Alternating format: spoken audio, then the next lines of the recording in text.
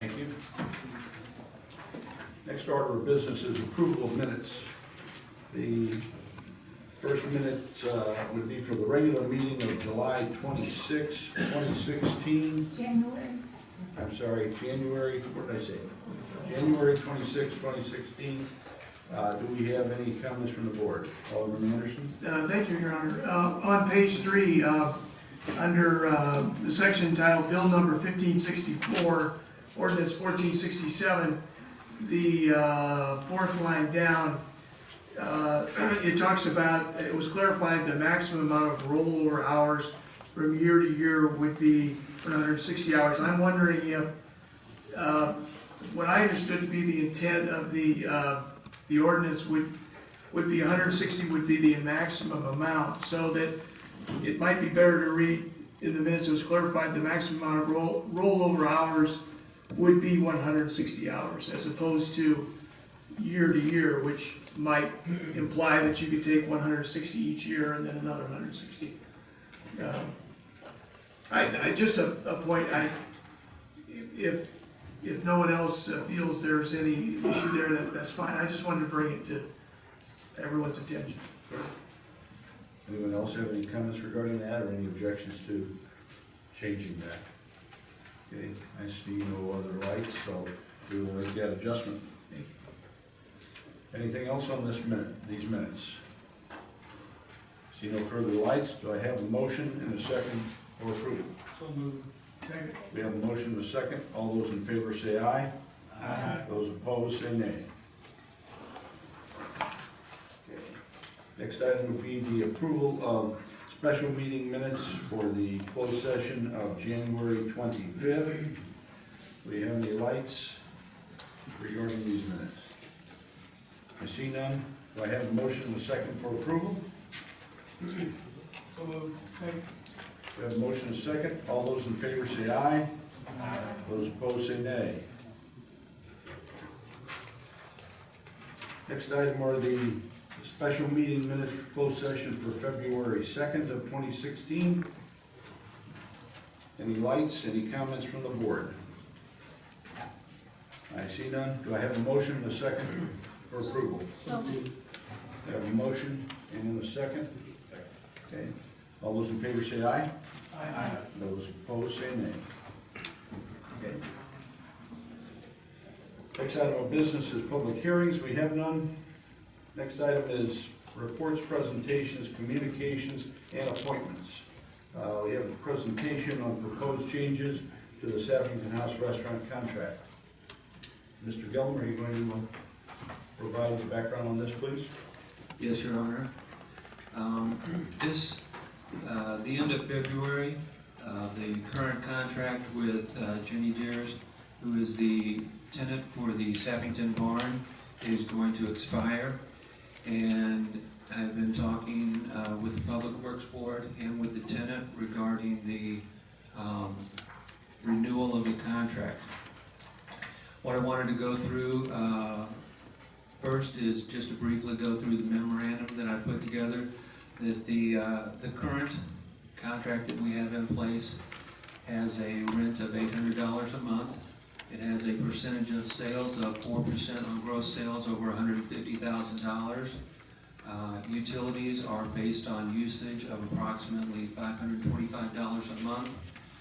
The tenant is responsible for dishwasher, telephone supplies, trash removal, and the term of the contract is for 3 years. In December of 2014, the percentage of sales requirement for 2014 and 2015 was deleted from the contract, and rent was increased to $900 a month.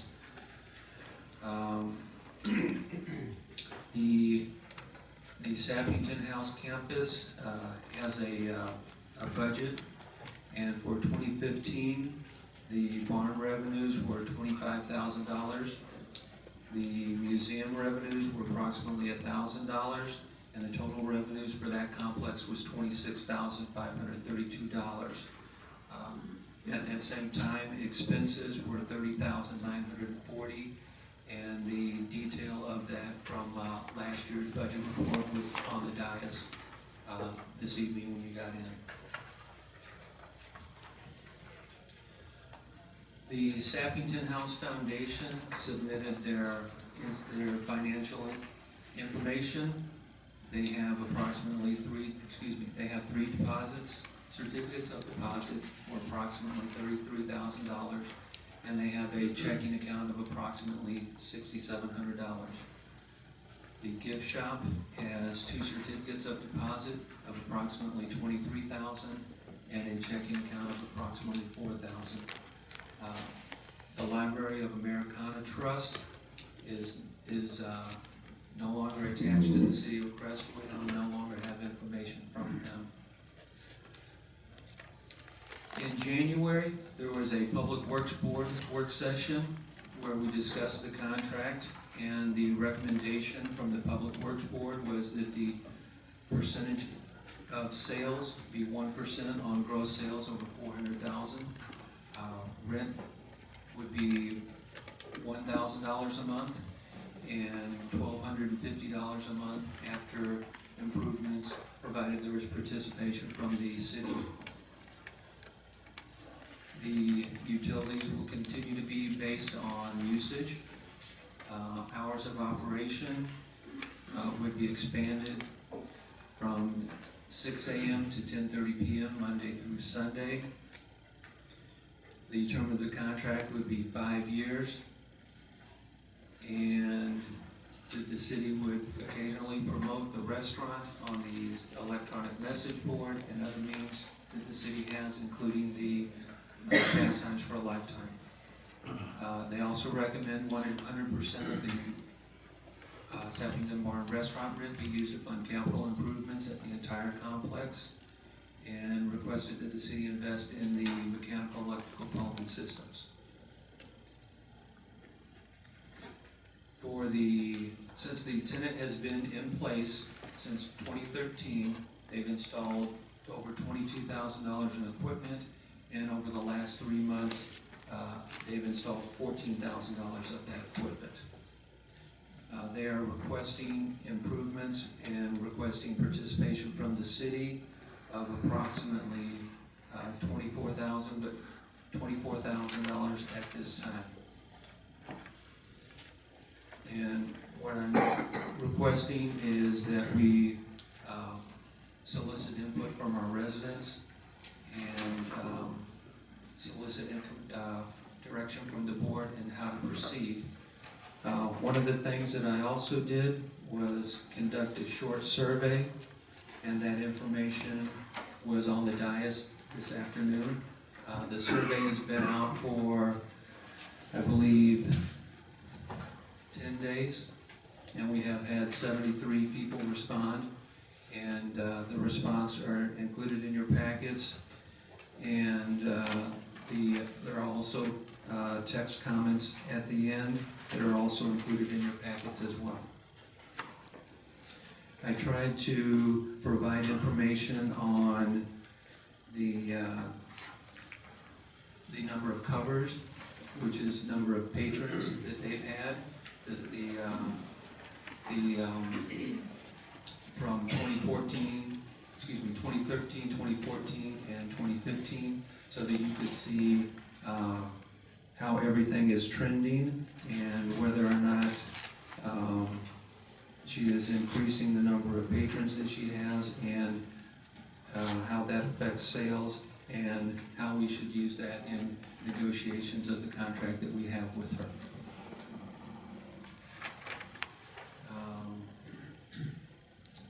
I think there was one question in my memorandum, in my paperwork. I did have information about phase 1 and phase 2. We have information on phase 1, and that is detailed in the information that you received.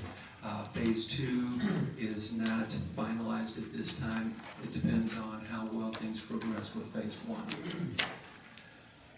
What I tried to do with the existing contract was revise that based on the recommendations from the Board of Public Works and General Counsel.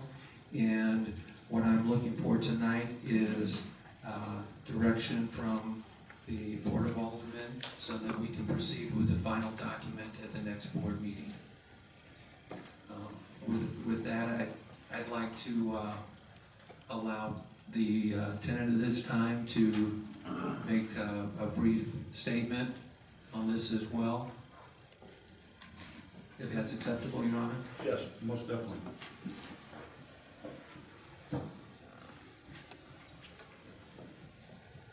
Yeah, if you could state your name and address for the record, please. Yes, thank you, Your Honor. My name is Karen Mott. I live at 53 Heather Drive, Apartment 1, that is in Crestwood. Good evening, Mayor Roby, Board of Aldermen, and fellow citizens of Crestwood. Super Bowl champion quarterback Peyton Manning was recently asked if he prayed for victory. His answer was no. He prays that he is able to use his talents to the best of his ability. And I think that's a great prayer. I believe that the highest and best use of my God-given talents are right here in Crestwood, running a little restaurant called The Barn.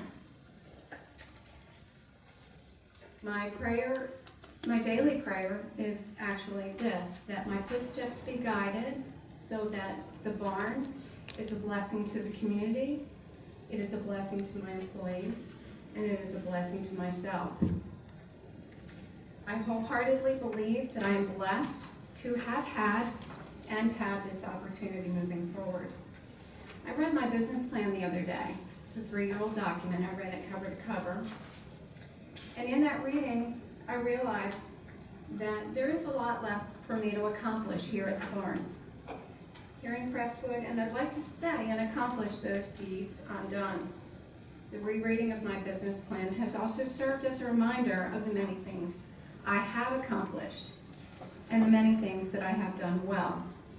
Should we, the City of Crestwood and I, come to an impasse, if we are unable to successfully negotiate a new contract, I can move on with my head held high, knowing that I have realized my lifelong dream and done so successfully. However, it is my fervent desire that such an impasse be sidestepped and that we, the City of Crestwood and I, can come to a mutually beneficial arrangement. With that hope in mind and that goal to be achieved, that desire to be accomplished, I would like to address a few things with the city. What I'm asking the board to do is make an investment in a property that was gifted to them to increase the value of its leasehold. I'm asking the board to make improvements to a city-owned property. These improvements will become part of the building and will convey with the property from tenant to tenant, no matter who that is.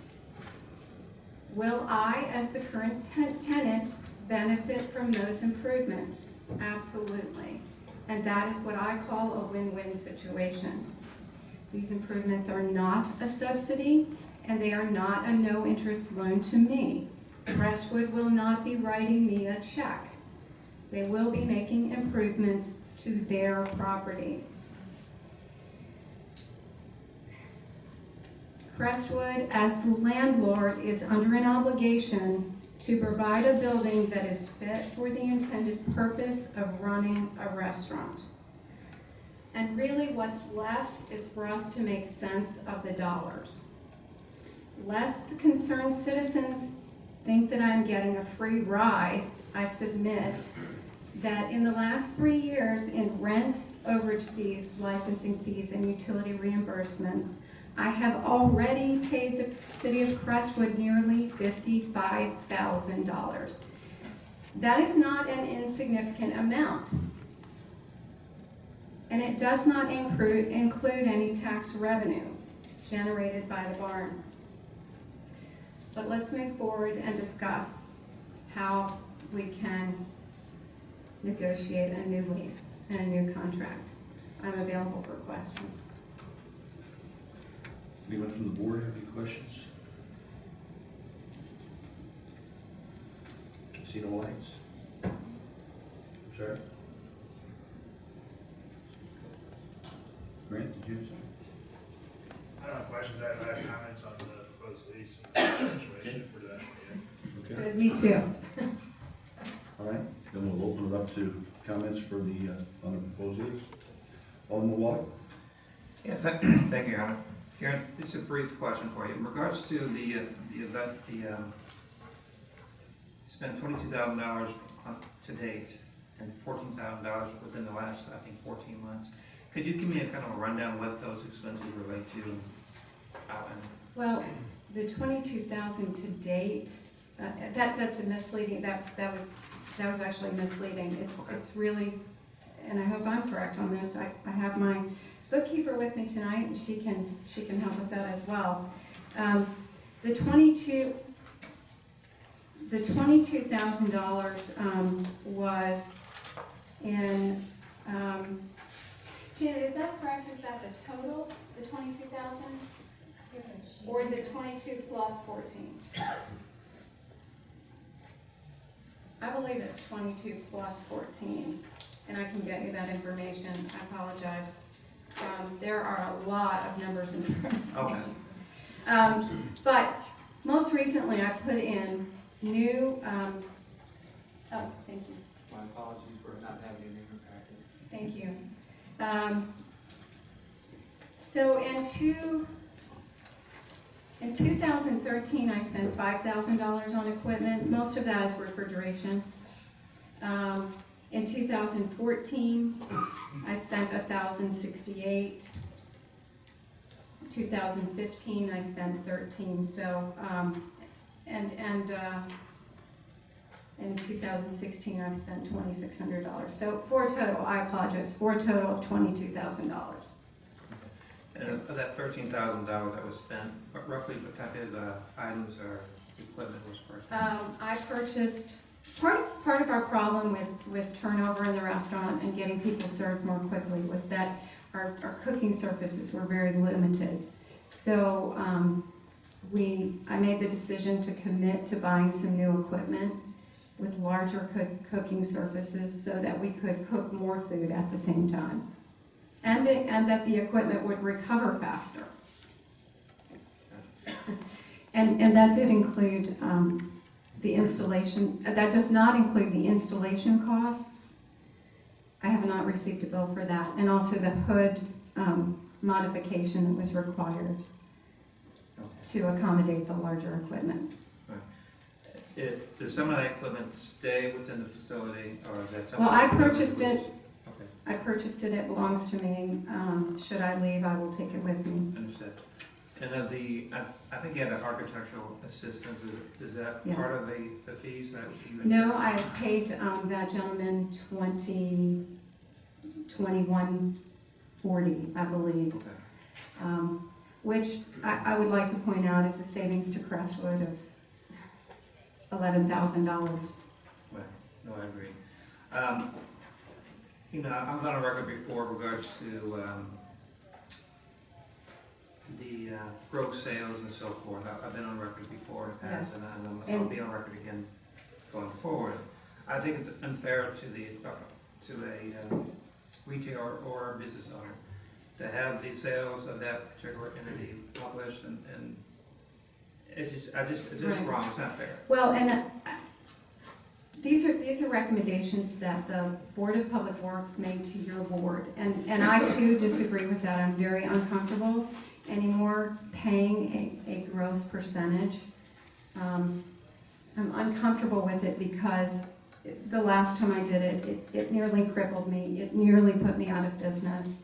If you all had not been so generous as to waive those fees for me, I would not be standing here today. I'm not intending to sign a lease with a gross overage in it this time. It was suggested that it was a way of allowing Crestwood to participate in my success. I personally see it as a commission on my hard work. And I've just ended up paying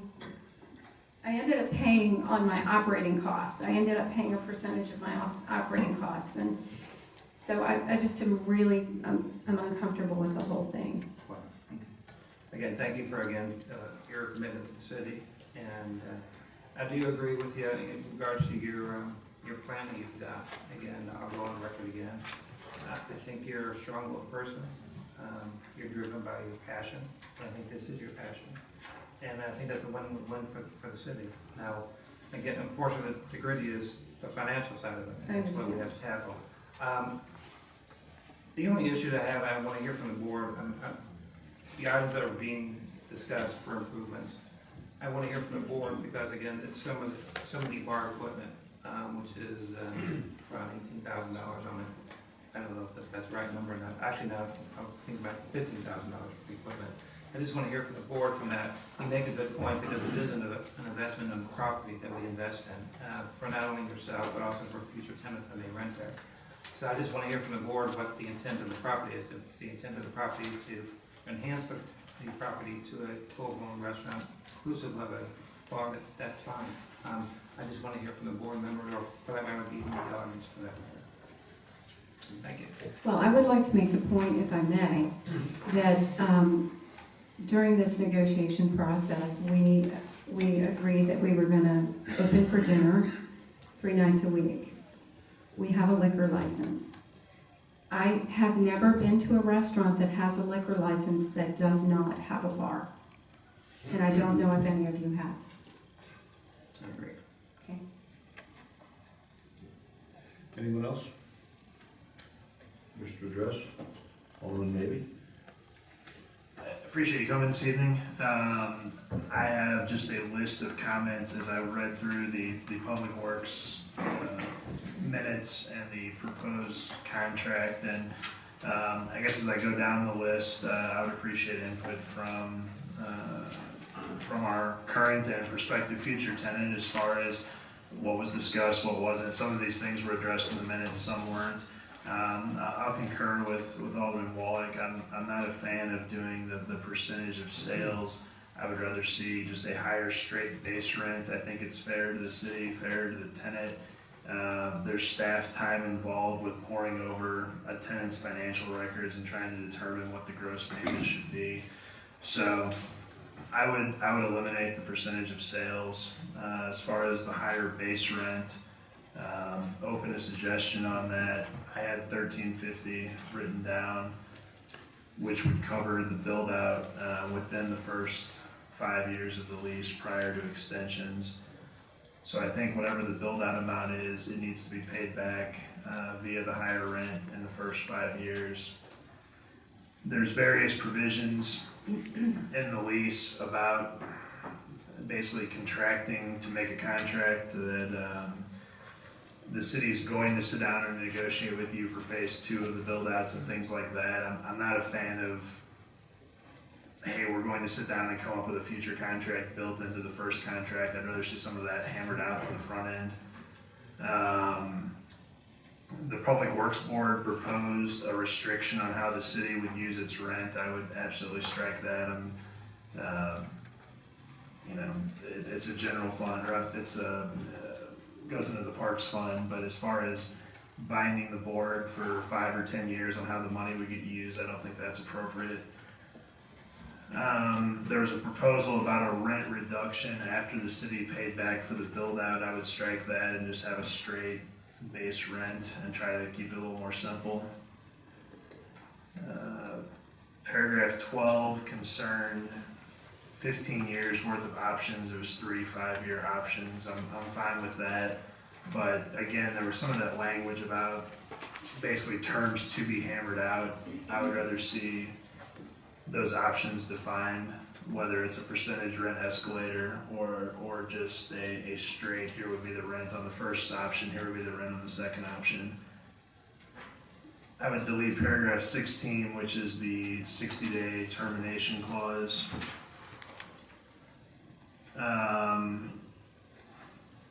Not that I wish you continued success, and I'm sure you'll obtain it, but I would put in a clawback provision that if there was an early termination of the lease or an active default, that the repayment of the build-out cost is owed by the tenant to the landlord. Why would you say that? Because the build-out costs will convey with the property to the new tenant. It's a commonly used enforcement mechanism. I put it in leases. I'd like to see it there. Just because some of this could be carried forward to the next tenant, but there's always, unless someone's running the exact same operation, things are tweaked, there's a loss of value there, even if there's some retention of value. And there's a few ways you can draft that. I'm open to some flexibility there. Well, if but- there's a loss of value, then why would I pay you full value for it if I leave? Well, and like I said, I'm happy to meet in the middle on some of that, but I think Okay. there needs to be, if year one, something unfortunate happens, I think some kind of recourse for the city should be there. Like I said, I don't think that's gonna happen, I hope it doesn't. I hope you're exercising your 15 years with options and joining us here down the road. I'd like to see some tenant participation in the build-out, not necessarily in this 25, but a commitment to make X, Y, Z in improvements over a specified time period in the first 5 years. Well, I think I've already done that. I think $22,000 of an investment is significant. And frankly, I'm out of money. I mean, I have enough to operate on, but that's what I have in the bank, are my operating costs. So, I made the commitment to getting the bigger cooking equipment in the kitchen, and that was at significant cost to me. That was any profit that I made this year, I reinvested in my business. And maybe because maybe it didn't convey with the meeting minutes, but there was a meeting between myself and Mr. Gillum, and I believe the city planner attended that meeting. And we were talking about the first proposal that we got that was $170,000. And the intent of that meeting was to try and figure out how the city could recoup that, if they spent that money, how they could recoup it between increased rents and gross overage amounts and tax revenue. Well, to be quite honest with you, the $170,000 I think freaked out everybody, including me, okay? To get a net gain of about 89 square feet, I agree, it was a little bit ridiculous. So I had a meeting with my chef, who is here, by the way. Tim will be outside answering questions about our new dinner menu for anybody interested. We had a meeting with the designer, Tim and I did, and we pared down the list of things that we thought could make us more profitable right now for the least amount of money. And that list included a refrigeration. I had already committed to the new stoves. That was already a commitment made. And I think by that time I had already made a down payment on them, but I'm not sure about that. So we came down to refrigeration, furniture, a bar, heat lamps in the kitchen, and enclosing the patio. Then I went and had a meeting with the Public Works Board when I first, during January, when we were closed, during the period that we were closed.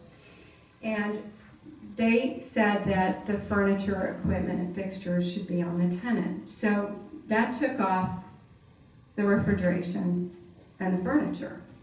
So we're left with, so I am going to be making some investment in furniture and equipment. I've already, in fact, taken care of the refrigeration,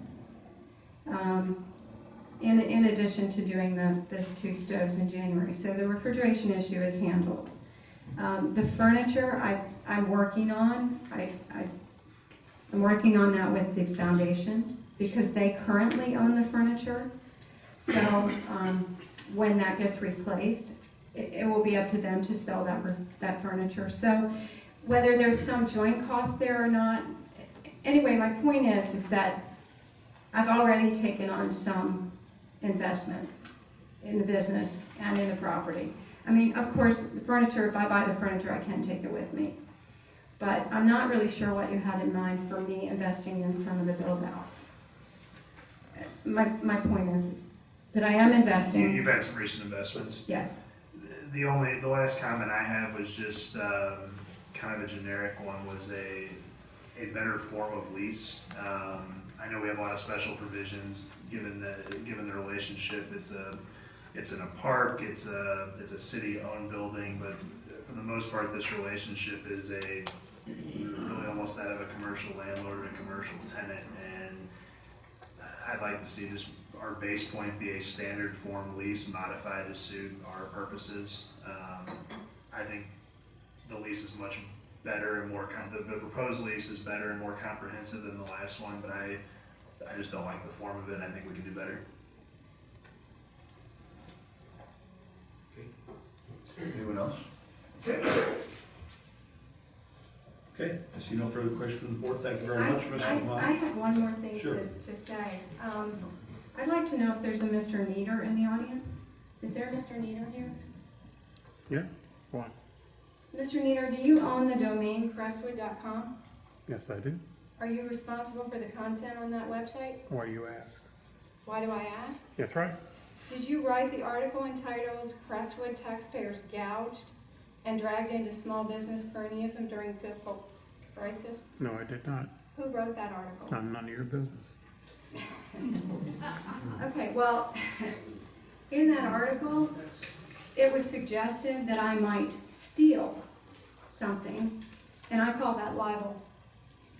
So, I would recommend highly that people seriously consider voting for an alderman that would drag a private citizen's name through the mud that he's never even met. Thank you for that. Okay. Alderman Anderson, did you have a Oh, question? I just, Ma'am?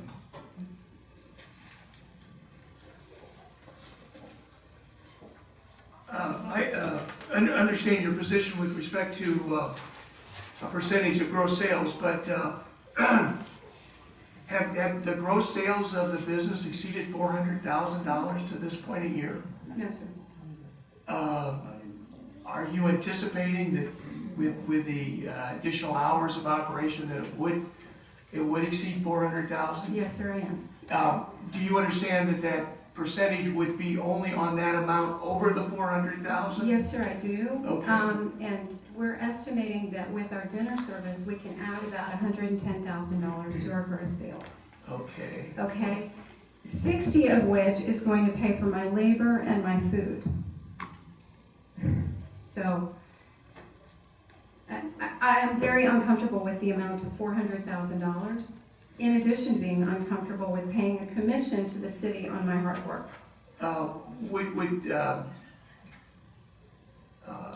Would you be more amenable if it was net as opposed to I would gross? absolutely consider a net amount, absolutely. Okay. Then Alderman Mabee had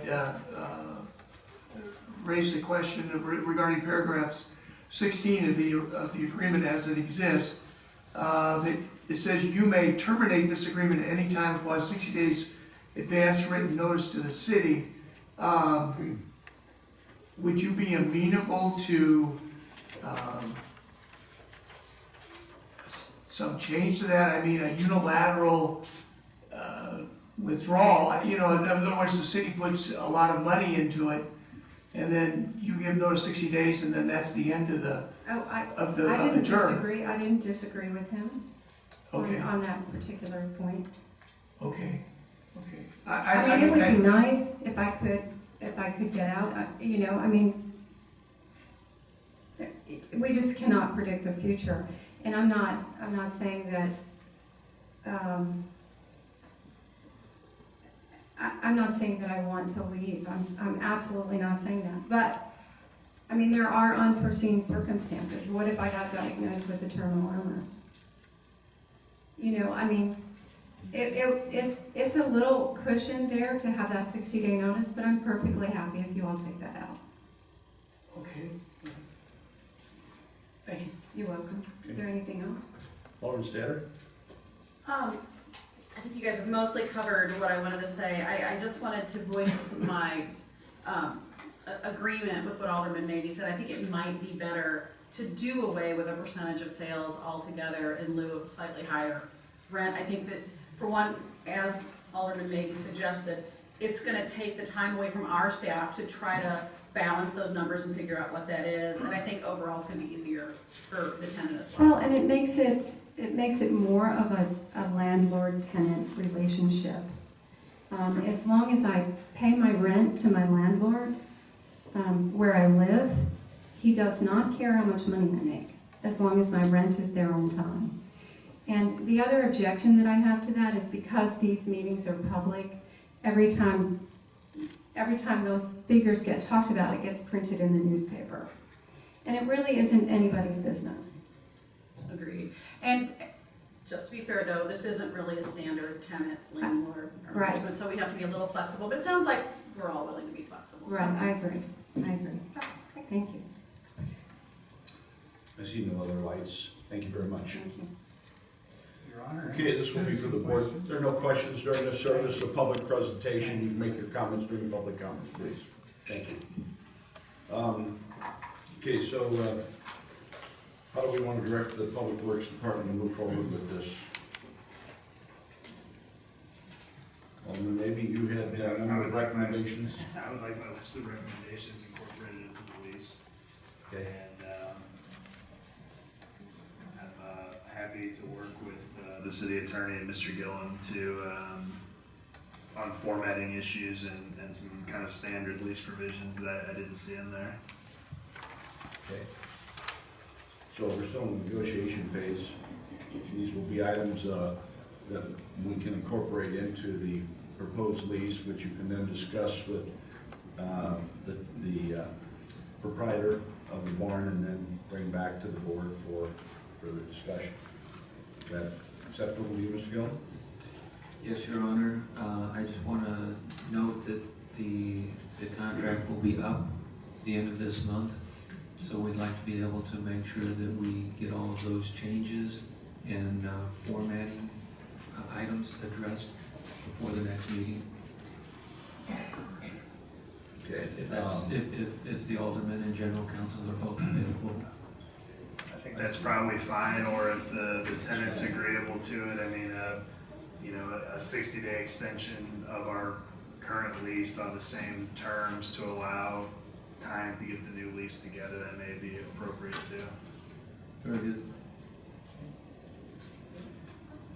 Does that give you more time then to work? Yes, out yes, Your particulars? Honor. I think that's the best solution at this point.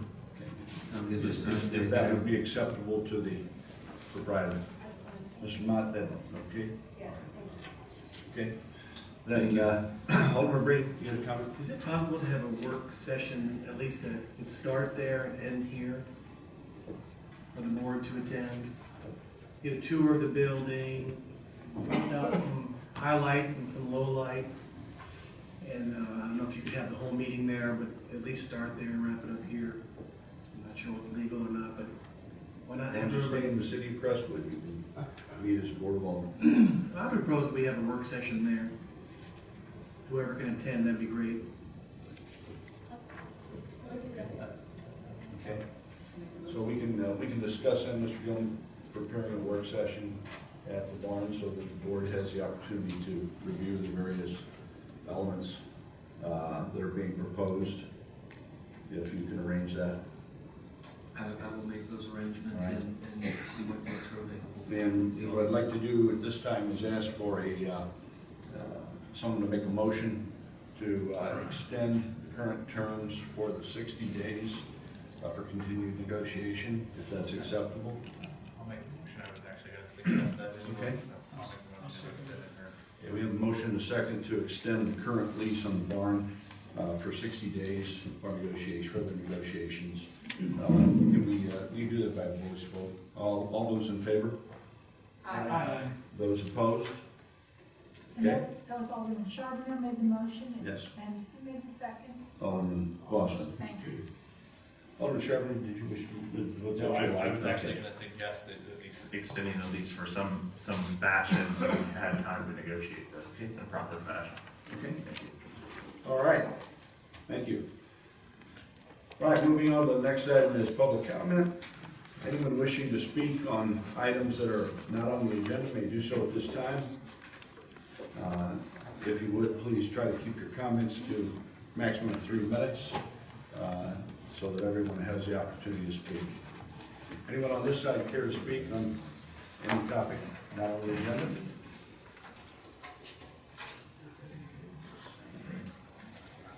Sir, would you state your name and address for the record, please? Yeah, Raymond Haustetter, 8726 Glenwood Drive.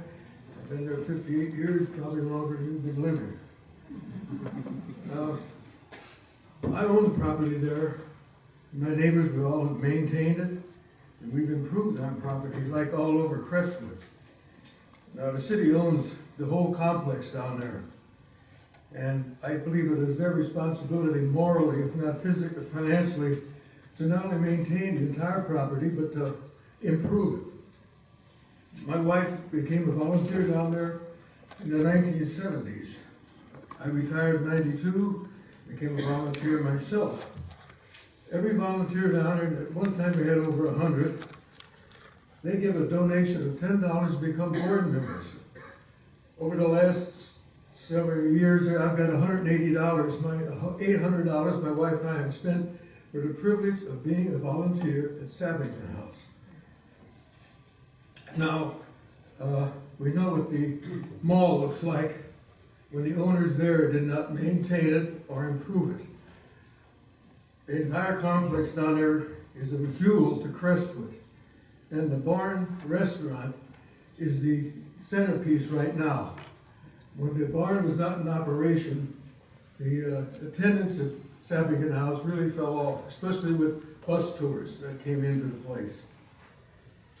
I did a video for that place so that I worked at Channel 5. I did a video for that barn, for the home, for the house, so that people with disabilities could tour it. It was a 19-minute video. I worked at Channel 5. The company let me use the equipment. I got a friend of mine who did the narration. It didn't cost the city, the Sappington House, anybody a penny. If they'd have went on the open market to get it, a 19-minute video at $1,200 a minute would have been over $20,000. So you can see I'm very well involved with Crestwood and with the Sappington House area. I urge the aldermen to make sure that that barn stays in operation. When that video I did, it was called the T-Barn, which is why the conditions of the place for cooking making a lot of meals is difficult. That's the only thing in that place that needs to be fixed up right now. Thank you. Thank you, sir. Appreciate it. Anyone else on this side care to speak? Sir, would you state your name and address for the record? Sure. Chris Pickle, 1360 Raycrest. Just to echo some of the comments, first of all, I applaud the board for showing some consideration for negotiating here. I think the proprietor was very clear about willing to do so, and I applaud you for doing the same. I think the barn is just a wonderful asset for our community. I've told people many times that it really, in the time it's been open, it's become the kitchen table of our community. Any given day you can walk in and see your friends and neighbors. It's got a very homey feeling, and I think it's a great asset for our community. It's probably, in the last several years, it's the only bright spot in many negatives that we've had when you see some of the stores that have closed. And for people that ride the trail, it's their first exposure, perhaps, to Crestwood. And I don't think we'd want to have them see an empty space there again. So we have to invest in our future. We can't solely expect other people to invest for us. It's going to take a partnership, and I applaud you guys for looking at that. Thank you. Thank you so much, sir. Appreciate it. Anyone else on this side? Yes, ma'am?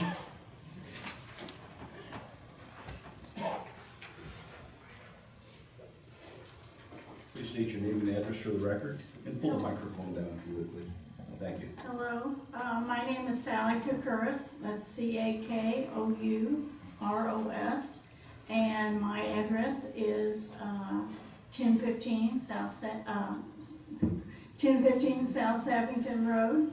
I have a very much vested interest in the Sappington House. I'm the resident manager there. I have a handout, if you would let me pass it out to the alderman here, and I think it'll give you. We'll pass them down. Thank you. I think it'll give you an idea of what the barn means to Sappington House. I have a graph with the different years, starting a partial year when Karen was here, and that's 2013. And you can see each year it's almost double. So these are the museum visitors. Now, unfortunately, there's no necessity to visit a museum. There is a necessity to eat every day. So that's the way that we bring some museum visitors in, is they eat at the barn. They have a delightful experience. Then they hopefully visit the museum, maybe the gift shop and the library. Without the barn, I've heard, this was before my time, it was very dark days. We'd hardly have any visitors. And also in your packet, you'll see the second page, back and front, how many things Sappington House is doing. Before the barn came, we would maybe do a third of these activities. You have to get people to come, you have to partner with food. You know, it's,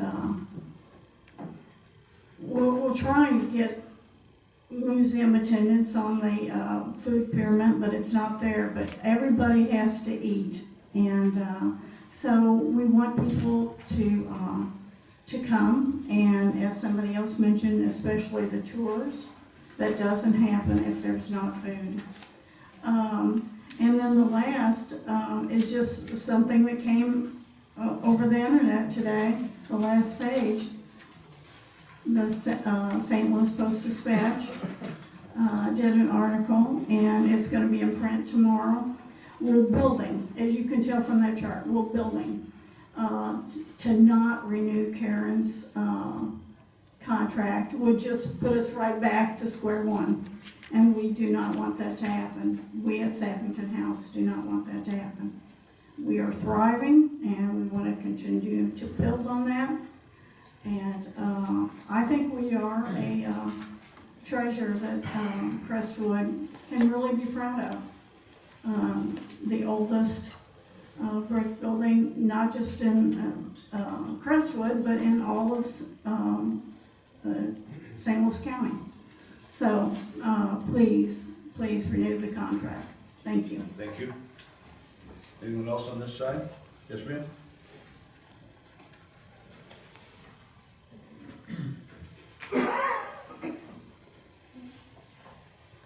You state your name and address for the record. Good evening, my name is Sue Bramer, and I'm at 1086 Atherton Drive. And I just wanted to say, I think Chris Pickle said it perfectly, the barn is the kitchen table of Crestwood. And we have to support our businesses, and it's a very integral part of what we have here. When people come to visit us from other places, we go to the barn, and people have heard about it, people asked about it when we're outside our community in Webster and Kirkwood and stuff. So I just wanted to say I support it wholeheartedly. Great, thank you so much. Appreciate that. Anyone else on this side care to speak? I see no other hands. Anyone on this side care to speak? Yes, sir.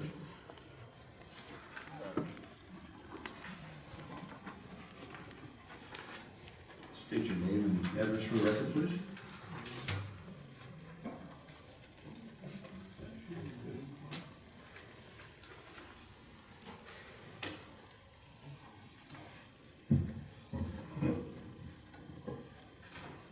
My name is Steve Nieder, 9131 Cherry Brook Lane. According to information provided to me by the city clerk, the city has placed Ward 4 candidate Ismain Iowas on the ballot for the April 2016 municipal election. Due to the conflicting information regarding Mr. Iowa's declaration in the newspaper of his intent to run as a write-in candidate because he was ineligible to be placed on the ballot, and confirmation from the city clerk that he was listed on the ballot with other Ward 4 candidates, I submitted a FOIA request for email exchanges between Mr. Iowas and the city, hoping to find an explanation. Upon reviewing the emails, I found the following email from the city clerk to Mr. Iowes dated April 7th, 2015. Quote, "I heard from the city attorney. Since you became a registered voter on February 6, 2015, the one-year period would end on or around February 6, 2016. The final date for the filing for the April 2016 is January 19th, 2016.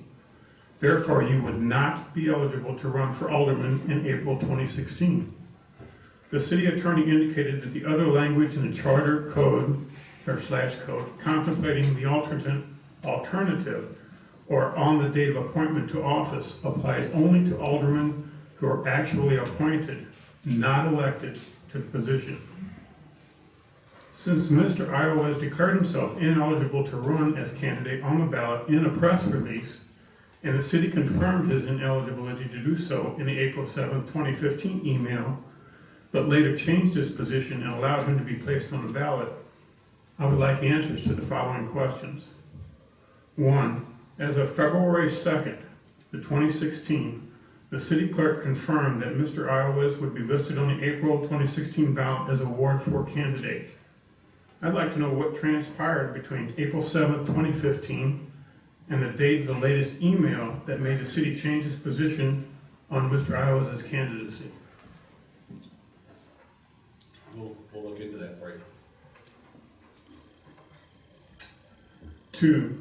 What legal justification was provided to the city to list Mr. Iowes as candidate, since as the city correctly determined on April 7th, 2015, he was ineligible? Why did the city back down from its legal position, given its original interpretation was correct? And again, I can't answer that. Well, perhaps our attorney can. Do you have an answer to that question? Question 1 and 2.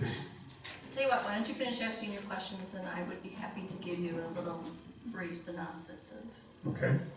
4. Why are city officials failing to comply with the city charter and code they swore an oath to defend and uphold?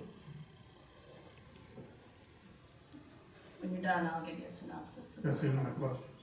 Excuse me? That's the end of my question. Oh, sorry. Are you done? Go. Go ahead. Okay. The city is obligated, the city clerk, when she receives a certification that's been attested to, she is obligated by law to place that person on the ballot. Where do you find that at? It's in case law and it's in statutes. Even though you know up front and have acknowledged the fact that he is ineligible, you I still think you're interpreting the facts different than they actually occurred, Mr. Miller. I'm not interpreting anything. I read directly what was given to Mr. Iowes and his determination both. So I'm not interpreting anything.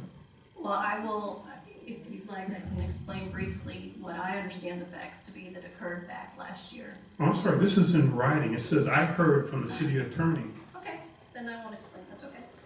You can explain it, I don't understand how you can explain it. You heard from the city attorney, this is what you said. You're taking an email and you're not letting me explain what may or may not have occurred at the time, and that's okay. Go ahead. At the time, over a year ago, well, not over a year ago, in April, the city clerk was asked by a question by a patron, and the city clerk answered to the best of her ability, like a lot of people call and ask her questions about different interpretations of the charter and of the code. She was asked to confirm that interpretation with me and asked for my opinion. I briefly looked at it and I gave her my opinion of what it was, and that was the end of the situation. There wasn't any legal opinion issued. Whether or not he complies with the charter or not and the legal requirements is not an issue for the city right now. He filed an attestation and a certification saying that he is qualified to run, and so the city clerk is obligated by law to accept that statement that was made and to put it on the ballot.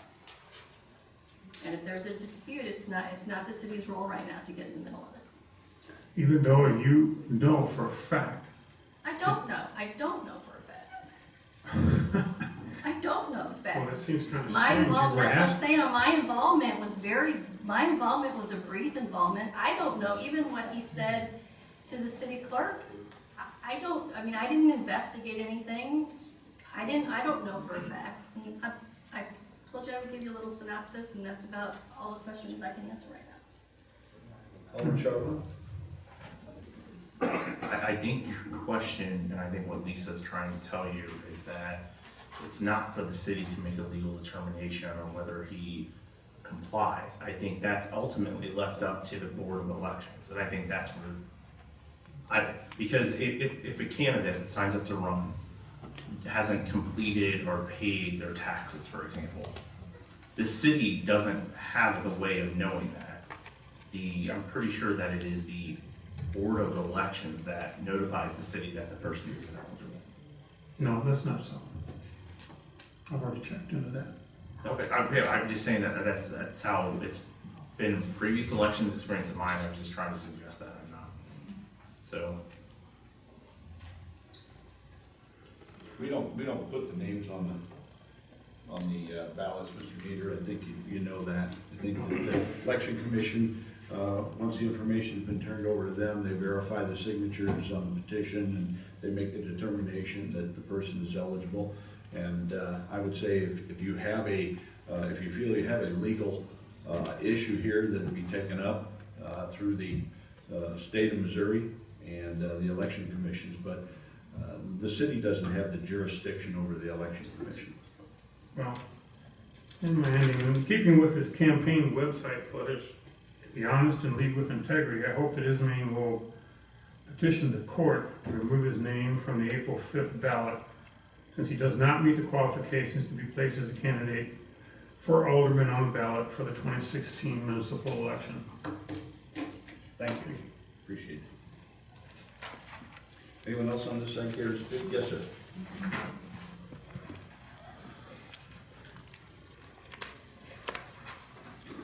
Sir, please state your name and address for the record. Robert Miller, 8915 West Haven Court. I have here to the Honorable Board of Aldermen, I've given you all a copy of this here, which I had given the other night to the commission. And this shows you a lot of my disrespect for Urban Street. And I hope you take the time to look at this and see all of their inconsistencies here. They haven't done a bit of redevelopment down in the city after they got that property from the bankrupt Roberts Brothers. The Orpheum Theater has been empty, locked up for 4 years. They immediately sold the Mayfair Hotel, another 100-year-old historical building, just like the Orpheum. They haven't done any redevelopment. And the 900 block of Locust Street, the whole city school district has been lost, what are already developed. They haven't developed anything. And the whole north side of Locust 900 is empty and blocked up also. So they don't do any redevelopment. They got this for a steal and they're selling it as quick as they get it. They're not redeveloping anything.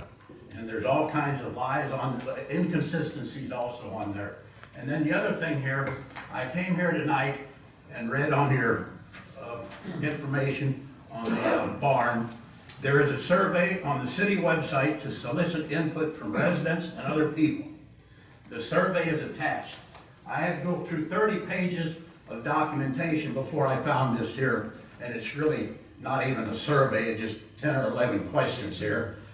Where is this advertised? Somebody said over there, Mr. Gillum, it's been advertised, it's been on the website for 10 days, 70 people. I don't see it. Is 10 days sufficient to take a survey and it's not even advertised? You can't get it off the website unless you go down 30 pages and print this off here. Disgusting. We're making all kinds of changes to ordinances and codes. Maybe we ought to say a survey ought to be advertised on the home page or put there something like outstanding surveys so people can find this stuff. And then there's a monkey survey out there too, but if you look hard enough. Anyway, thank you. Thank you, Mr. Miller. I hope you read this. Thank you. Anyone else on this side? Yes, ma'am.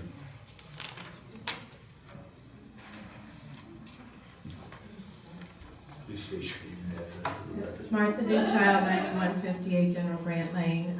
First, I have two comments on two different subjects. The first is the barn restaurant, and I know Alderman Wallach, you were on the board when Ms. Mott first approached the city as one of the candidates for the barn restaurant. And she was selected in part based on the business plan that she provided to the city. And in that business plan, she promised or had laid out that she would reinvest in the business, including refrigeration and other things to make the restaurant successful. So she was selected in part based on what she put in her business proposal. And the city voted in a contract that was based on that proposal, and that contract protected the taxpayers. This current contract, I don't believe, protects the taxpayers enough. And I hope that the board takes another look at her business proposal, what she was selected based on what she was put in the proposal, and reconsider some of the conditions that were set forth in this contract. I wish her all success, and I had suggested before, and I will do so again, perhaps a GoFundMe account if there are some shortcomings. Secondly, I asked City Staff Planner Adam Jones about the leasing agent for the developer Urban Street and Crestwood Mall property. Originally, it was listed in their proposal in March that it was Sierra US. Their name did not appear at the open house as one of the partners. And now, according to a comment on your Facebook page, somebody mentioned Sansone Group. I looked that up, and sure enough, Crestwood Court is listed as one of their properties for lease or for sale. So the question that I have is that it has sale price and lease price, sale price available upon request. And the presence of the language sale price suggests the property owner is open to offers to buy the property. Are any city staff, appointed officials, or elected officials aware if Urban Street has entertained any offers to sell the mall property? It's a difficult question to answer. I'm just And I guess asking if you're aware. And I guess the short answer is that the developer has stated previously that he may try to find someone to develop a portion of the property. So he would most likely, and I don't know whether the proper term would be sell them those rights, correct me if I'm wrong, but he would sell them those rights to develop a portion of the property, but it still is his property. I guess my question is, did he entertain any offers to sell the property? It says price, singular, available upon request. As far as I know, absolutely not. No. Thank you. And I say that in all honesty, I think that, I don't know who his leasing agents have talked to. I do know that there are two companies who are working to lease and or find someone to develop portions of that property. Two different companies, you've mentioned both of them, and they each have a different responsibility. Thank you. Okay? Anyone else on this side?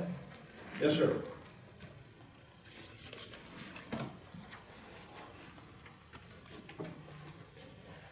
Please state your name and address.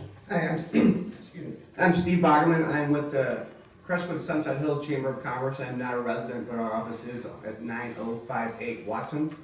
Of course, I'm here speaking for pro-business, very much in support of the barn and of her being in this community several more years. Obviously, I'm here pro, but let's look at what makes sense, and it makes sense for that to be a more profitable business. Number one, tax revenue. Number two, you'll get it back in the rents if it's done smart. And number three, the people that come to the town, again, to see Karen, again, like Sally said, will go to the barn, they will go to the other businesses. So I think it makes sense, and I hope you agree. Thank you. Thank you so much, appreciate that. Anyone else on this side care to speak?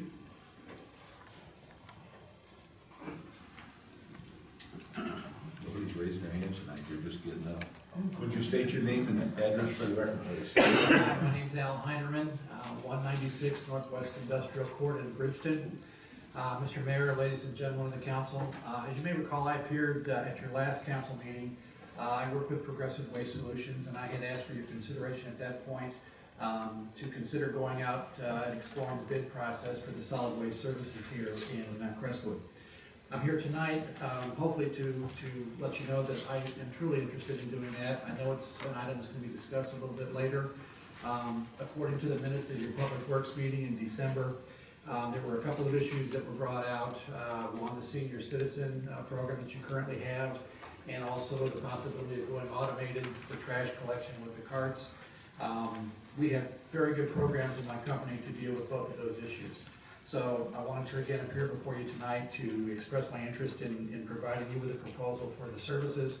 I hope you decide to go out for bid. I'm looking forward to giving you that. I know this is a contract that's over $1 million that your residents are paying now, and so I'm hoping that you see the importance and understand that it's good governing to do that and give companies the opportunity to give your residents the best proposal, and that you decide who you think best serves those needs. So thank you very much for your time, and I'll answer any questions if you have anything tonight. Anyone have any questions for John? I see no light, sir. Okay. Thank you so much. Thank We you very appreciate much. that. Alderman Anderson, I know you punched your light. Did you have something you want to say? I'll take it up. Take it up later? Okay, thank you. Okay, anyone on this side? Yes, sir.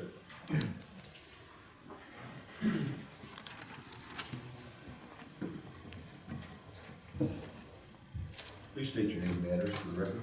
Spencer Talbot, 7709 Cloverleaf Drive, Crestwood. Like last week, I didn't plan to speak, but some stuff was said, so I felt the need to address the podium.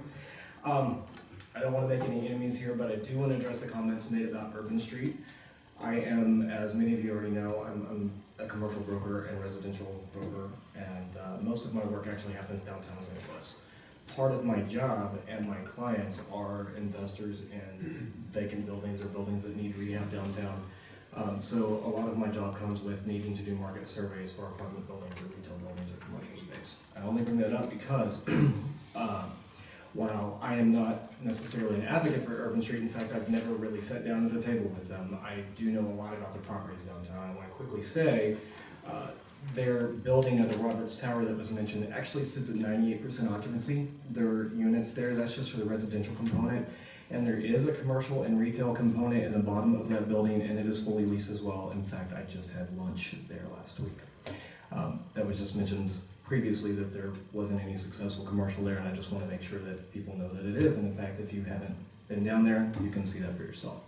I have a few other buildings around some of their properties. Theirs are at capacity. I represent a couple other developers that are actually eyeing their property in efforts to raise rents in their own buildings, meaning Roberts Tower as well as some of their other projects.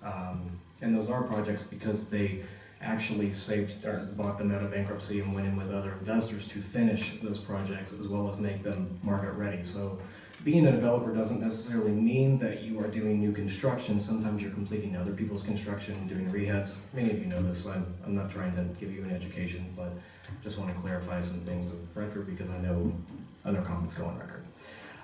Last component is the barn. Obviously, I'm pro barn, pro keeping it here, pro business. Just as a resident as well as someone in business, I do have a lot of meetings, and it is nice every once in a while to be able to put $1 back into my own community rather than giving it to a surrounding one.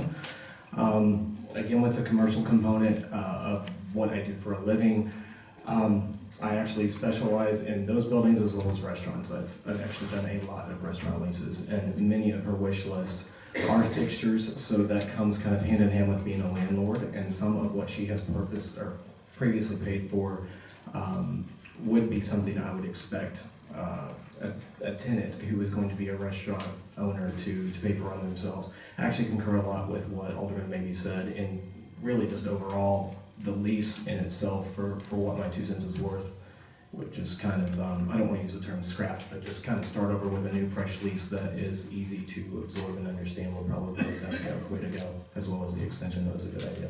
That's it. Thank you so much. Appreciate it. Anyone else on this side care to speak?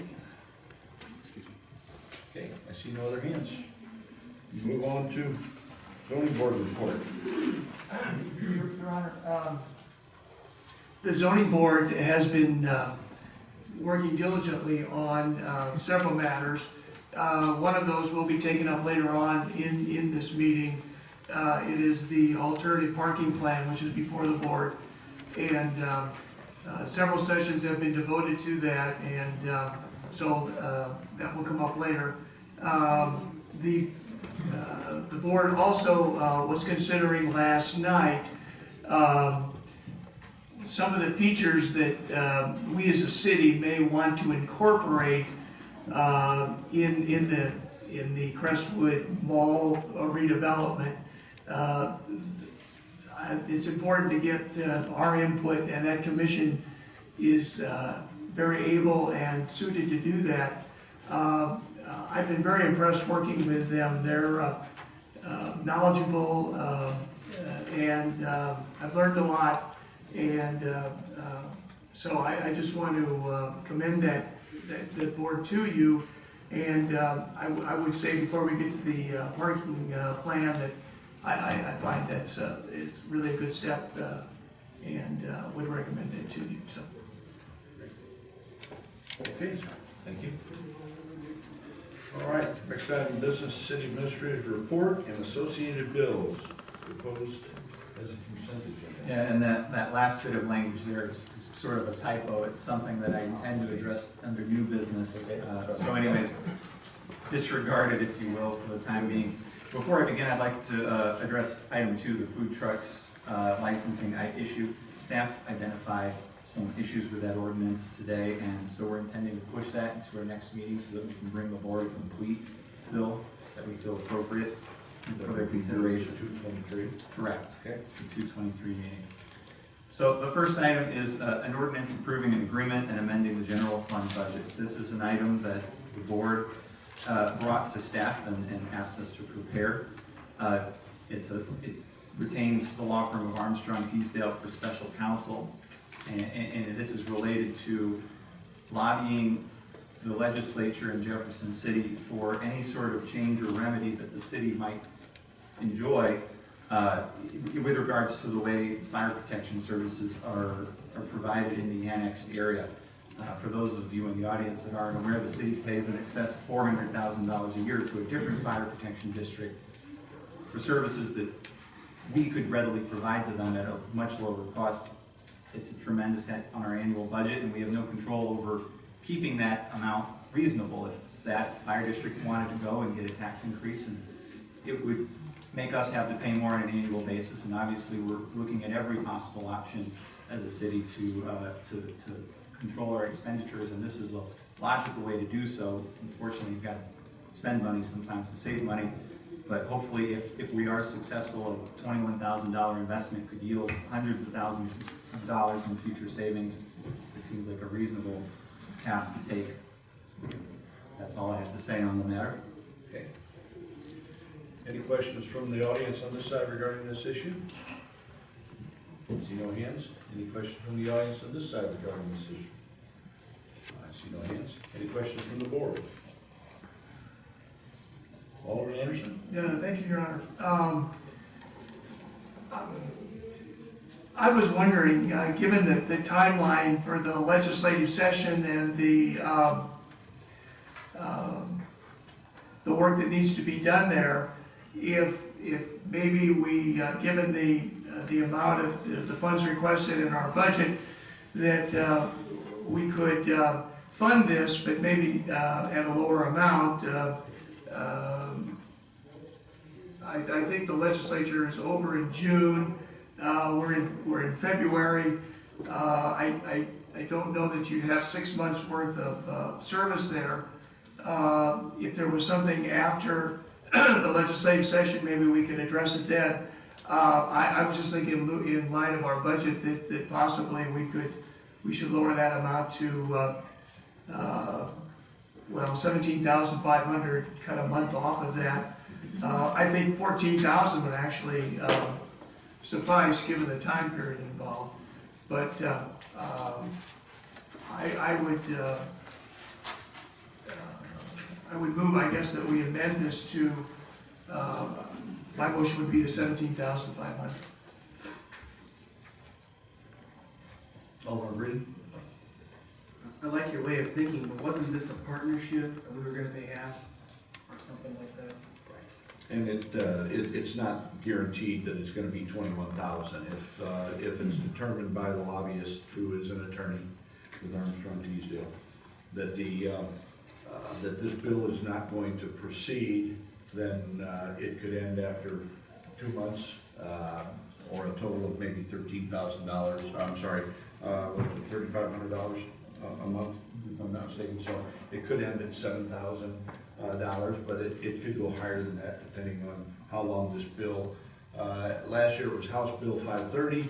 It was introduced by Representative Hinson, but it got tied up as a result of the issues that occurred with Ferguson and all of the bills they were trying to get passed through, as well as the issues that occurred at the end of session with the House Speaker.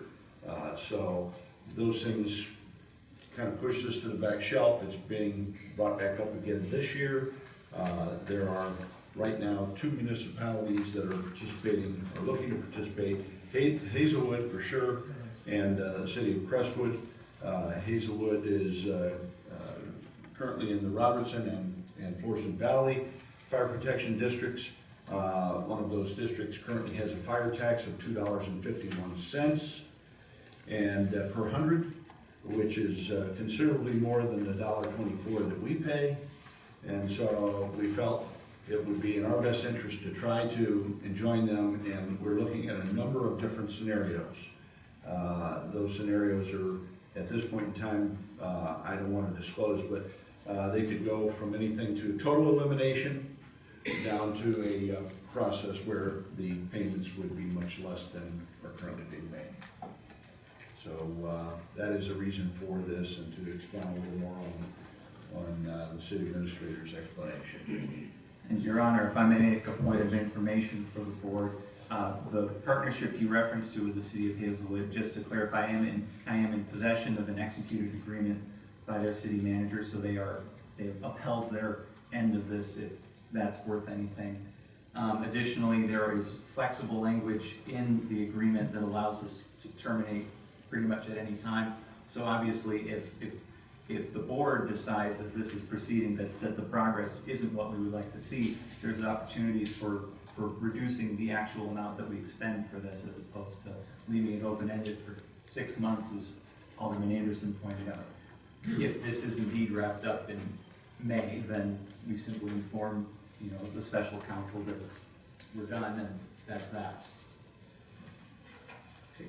Alderman Sharpman? I just, to mention what Alderman Anderson was talking about, with saving this money. One thing I noticed, unless I missed it, which is a possibility, I didn't see anything that covers like special session or veto session. So I was possibly wondering if, because we're starting in February, that typically doesn't take longer than a month, if that would cover the contract. I would say if it doesn't specifically call it out, then it would cover that. I mean, I'm sure you could find a way around that, of course, but that's how I would interpret it, that let's say our bill gets passed and the governor decides to veto it and there's an override session, that I would think that would cover that portion as well. It's usually only lasts about a week and a half or 2. And obviously, we cannot exceed this amount without coming back to the board if there were an increase, and it was obvious that there was a 100% positive or a very strong possibility that bill would pass and be accepted, then at that point in time, we have to make that decision. Alderman Anderson? I welcome the comments from Mr. Simpson, and I'm sure if he will keep us informed on the progress of the representation, and we have the ability to gauge that for ourselves, I will, based on that and the understanding of what's been said before, I will withdraw my motion. All right, sir. Thank you. Any other questions from the board? Alderman Sharpman? Yeah, I just wanted to make a statement that I commend everyone for looking into this. I commend Chris, I commend Alderman Maybe for looking into this. I think this is a viable method to fix our problem, other than just asking for a tax increase across the city to pay for it, which would pay for it, but I think this is a method that right now, yes, it's gonna cost us a little bit of money. However, it's more affordable than a lawsuit, trying to fix the problem. If this is, they did have some advancements last year with the previous bill, and I think this is a good example of, trying to alleviate some of our budget issues. Okay. Thank you. Any other comments from the board? I see none. Okay, do we have a motion and a second for a first reading? So moved. We have a motion and a second for first reading. All those in favor say aye. Aye. Those opposed say nay. Bill number, please. 1573.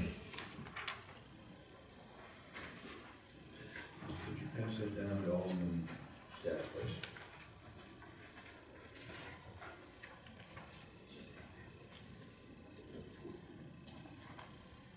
Alderman Staff, if you do the honors, please. Certainly, Your Honor. Bill number 16.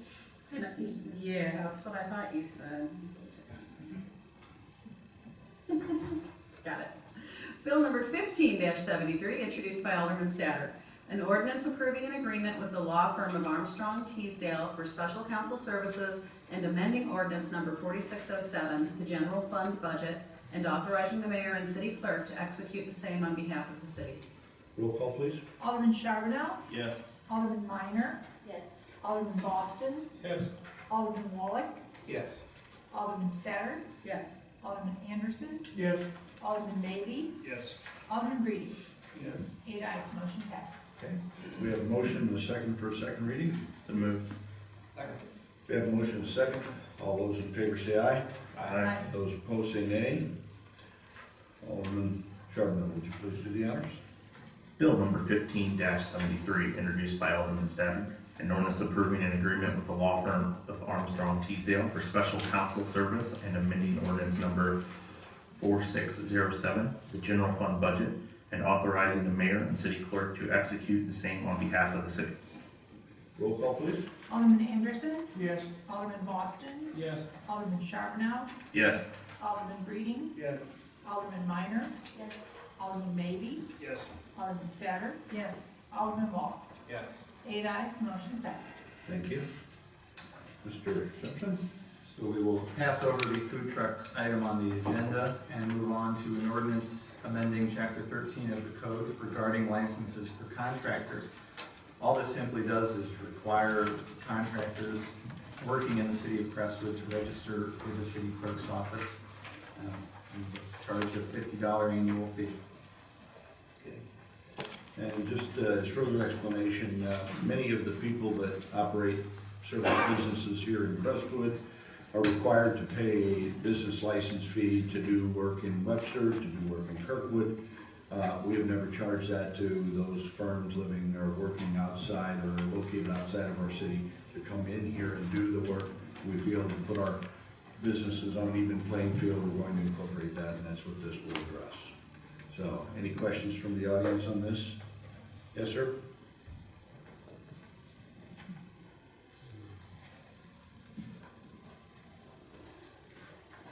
Please state your name and Robert address. Miller, 8915 West Haven Court.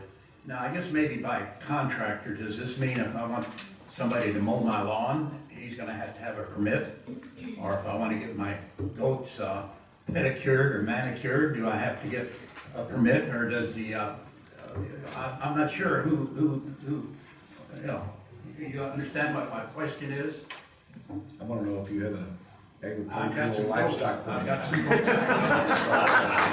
Keep the weeds off of the telephone pole on my storm creek behind. The idea behind this is that if you're coming into our community to do business, you need to have a business license.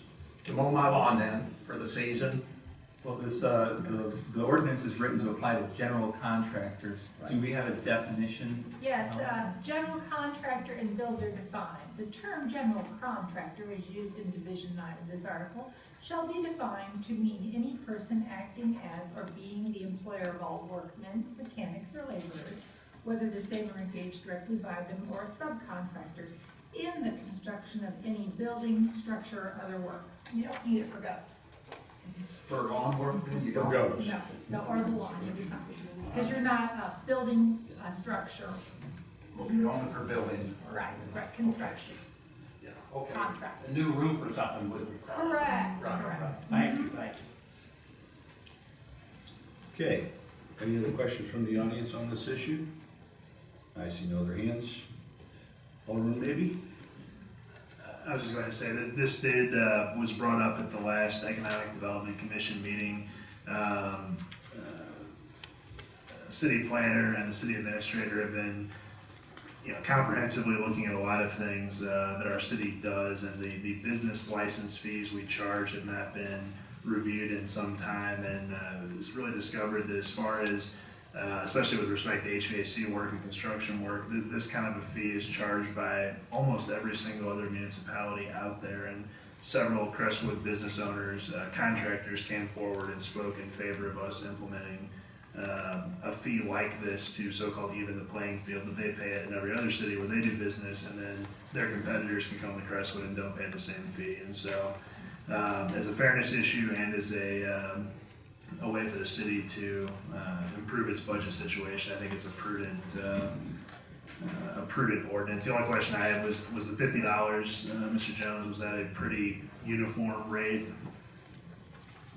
Yeah, the average, out of the 16 municipalities that we looked at, or that we surveyed, the average came out to be about $60.56 is what the, I guess the contractors usually are, the fee associated with registering as a contractor. So we're $10 below what the average is across the metro. Okay. And there was some concern that some cities had gotten, I guess, a little greedy and had increased their fee to like 100 or 150, and less contractors would do work in those cities, but that a fee, less than $100 was almost considered a cost of doing business and would not be a disruption. So I think this is a prudent ordinance. Okay. Alderman Walk? Yeah, thank you, Your Honor. Just for clarity, again, this would be an annual fee that would be assessed against that general contractor, correct? So they could have several jobs throughout the city, like it's a roofing company, I'm assuming that they would qualify for that, they would actually have to pay a $50 charge. But is there a permit though, for a roofer now, that they have to go, permits that we have to go through the city? Mr. Gillen? I'm just trying to get some clarity that I had to go through a roofing permit and then go through this. I'm just trying to I don't know if it's consistent, but I just want to make sure it's not duplicate efforts. If it's a residential roof, there's not a permit. If it's a commercial roof, then there is a permit, and they also have to go to St. Louis County as well. Okay. But we do not have permits for mechanical, electrical, plumbing, just service work. Gotcha.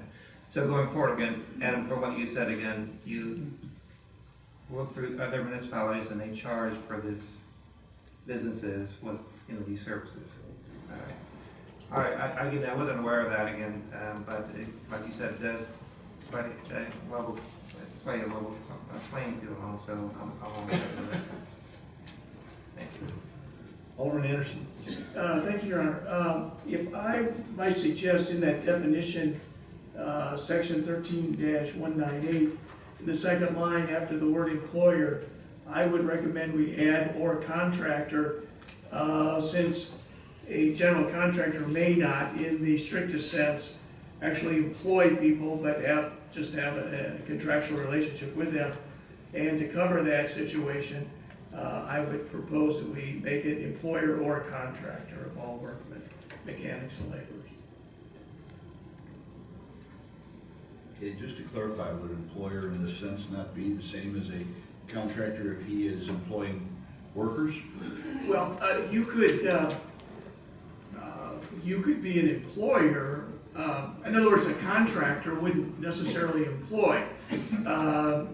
If you were using it in the broad sense of having something to do with or in charge of, but they wouldn't necessarily be actually their employees. I suppose there's some technical issues maybe with workers' comp and whether you're actually a statutory employee or not, but just for our purposes, you could bring workmen and mechanics and laborers on the site and not have an employment relationship with them and be a general contractor.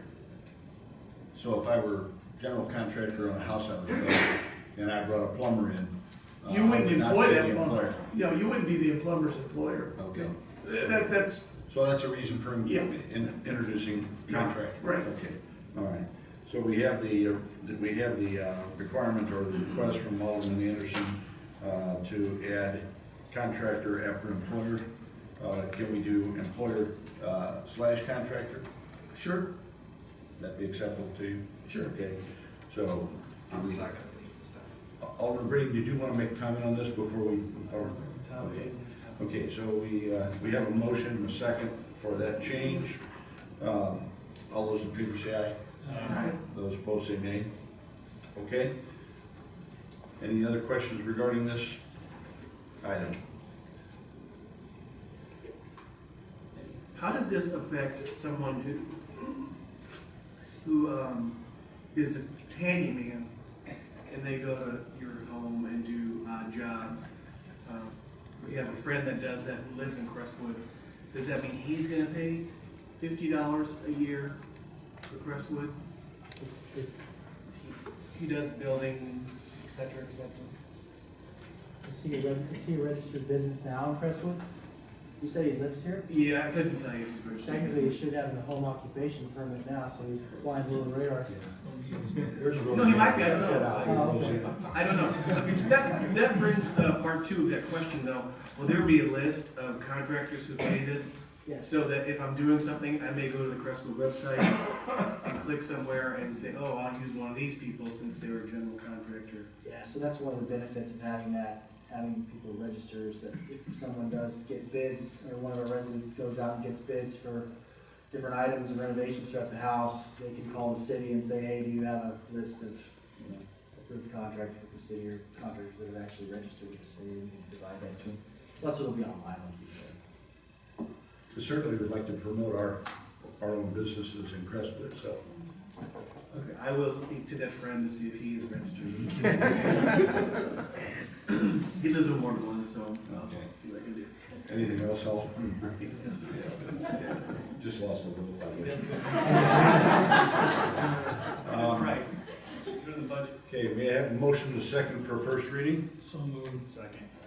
Alderman Wallach, did you say something? I did, just for clarity, when is this going to affect if the board chooses to pass it? Because, again, in the event that there's work undergoing now, does that require that your general contractor proceed with getting a permit for the city? Is there a grandfather clause? I don't know. I would propose that it would go into effect when our business license, what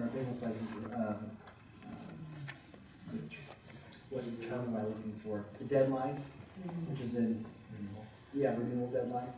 Well, we didn't write it that way. Yeah, we didn't. No, it's written to go into effect Immediately. Immediately. Well, I mean, I think that it'd be appropriate that any work that's carried out in the city now would be grandfathered and allowed to continue.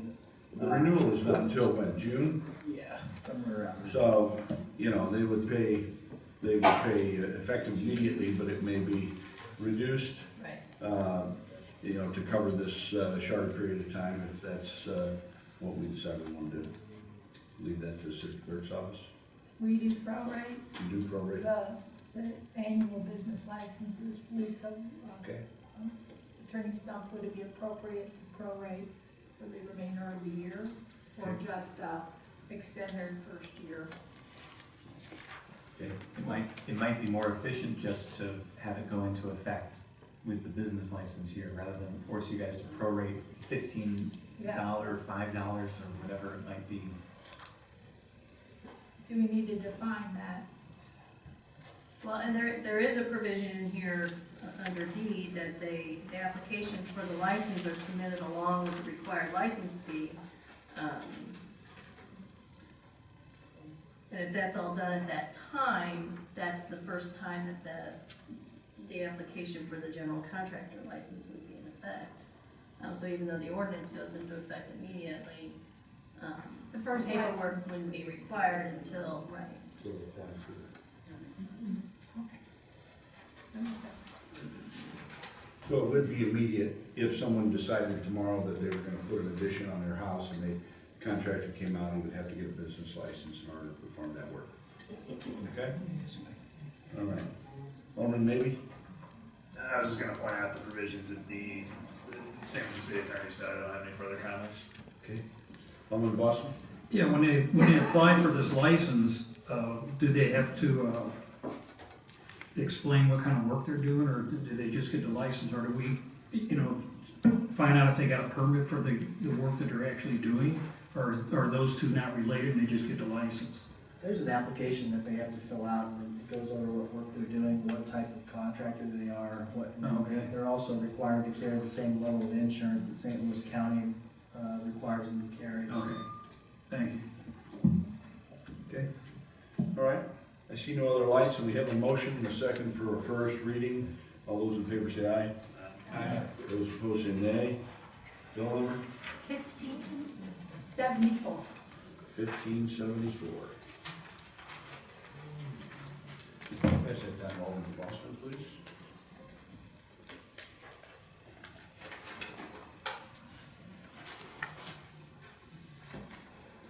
Bill number 15-74, introduced by Alderman Boston.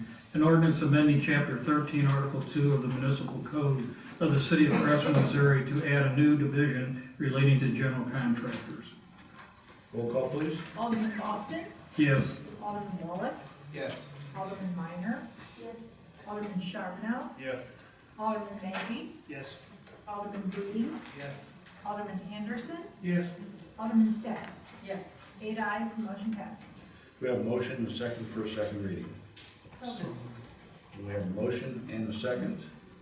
All those in favor say aye. Aye. Those opposed say nay. Alderman, maybe would you do the honors, please?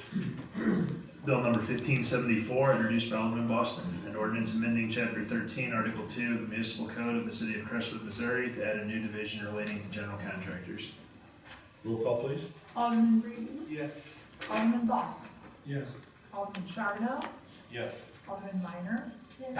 Alderman Wallach. Yes. Alderman Magley. Yes. Alderman Statter. Yes. Alderman Anderson. Yes. 8 ayes, the motion is passed. Okay. Mr. Simpson? It's more exciting. We're gonna talk about fences. The current property maintenance code requires each property owner have the same fence type, style, and color around their entire property. We've had a number of residents request that they be able to have more than one type, style, or color of fence on the property because they have a corner lot or a through lot, or maybe they want a privacy fence on one part of their lot. So this issue was brought to the Public Works Board, and the Public Works Board recommends that property owners be able to have more than one type, style, or color of fence around their property, but only one type, style, or color for each property line or offset from a property line. So you can't have a crazy multicolor type fence on one property line. We will also now have permits required for all fence construction, including requiring a site plan so that we avoid any sort of building a fence on the wrong side of the property issues that sometimes arise from time to time. Anyone from the audience have any questions on this issue? And on this side? Yes, sir? Sir, please. Yeah, okay. You know the routine. 9401 Stephanie Greens Lane. So the one thing I need to understand here is paragraph F talks about fences must remain in good repair and shall not be allowed to deteriorate. So the question is, if they deteriorate and they need repairs, do you also need a permit, which is listed in paragraph J, new paragraph J? Additionally, the question is, if a fence deteriorates to the point that it needs to be totally replaced, do you replace it with like items? And if you're looking at a fence, and you've seen some of these wooden fences that are been around 20, 25 years, those like items may not exist anymore, so you're put to a situation where you may have to make adjustments, so we thought this thing through fully, and that's kind of where I'm at, so. Okay, thank you. Anyone else on this side have any questions? I see no further comments. Anyone on the board, Alderman Standard? Thank you, Your Honor. I actually just wanted to maybe comment. This has been a long time coming. We had a new resident to the area that came in sometime mid-2015, that actually lives on a property that by our definitions has 3 front yards, because they have a street on 3 sides of their property. And based on that, they had a 30-foot setback on every side of their property. And so it came up, style of fencing, it came up with the abutments. This piece obviously is just around the style of fencing. I'm in complete support of this. I think it's a long time coming. If you guys would have seen the volume of people that came out to talk about this, to support this family that was new to our area, just wanted to make their house look nice and keep their kids safe. It was pretty astonishing. I took out one comment. I'm gonna let it go. Alderman Anderson had sent an email saying that he wanted to not go with the spirit or of what the board had said, and instead of having it be one style and color per fence line, have it be no more than 2 different on a property. I just want to let you know, I did read that. I'm not in support of it, and the reason is I see many, many homes near my area where the back fence is a chain link fence that I think was originally put in by the city, and it abuts to like an alleyway, a leeway. And then citizens on either side may have put fences in, so they've already got the back line, which is out of their control unless they want to fix it or change it. And then a neighbor on either side who may have very nice privacy fences, but they're different. So I think that that's a situation that happens pretty frequently. And so I don't think that there's really a need to limit it to 2. I think what was presented to us here is good. I think that what I was thinking, you just say it. Well, in the, thank you for raising the issue. In subparagraph, I'm not sure which one that you were raising, but I think it's in section D. The language what I was proposing to add was, however, no property owner may have more than 2 fence lines of different materials or colors.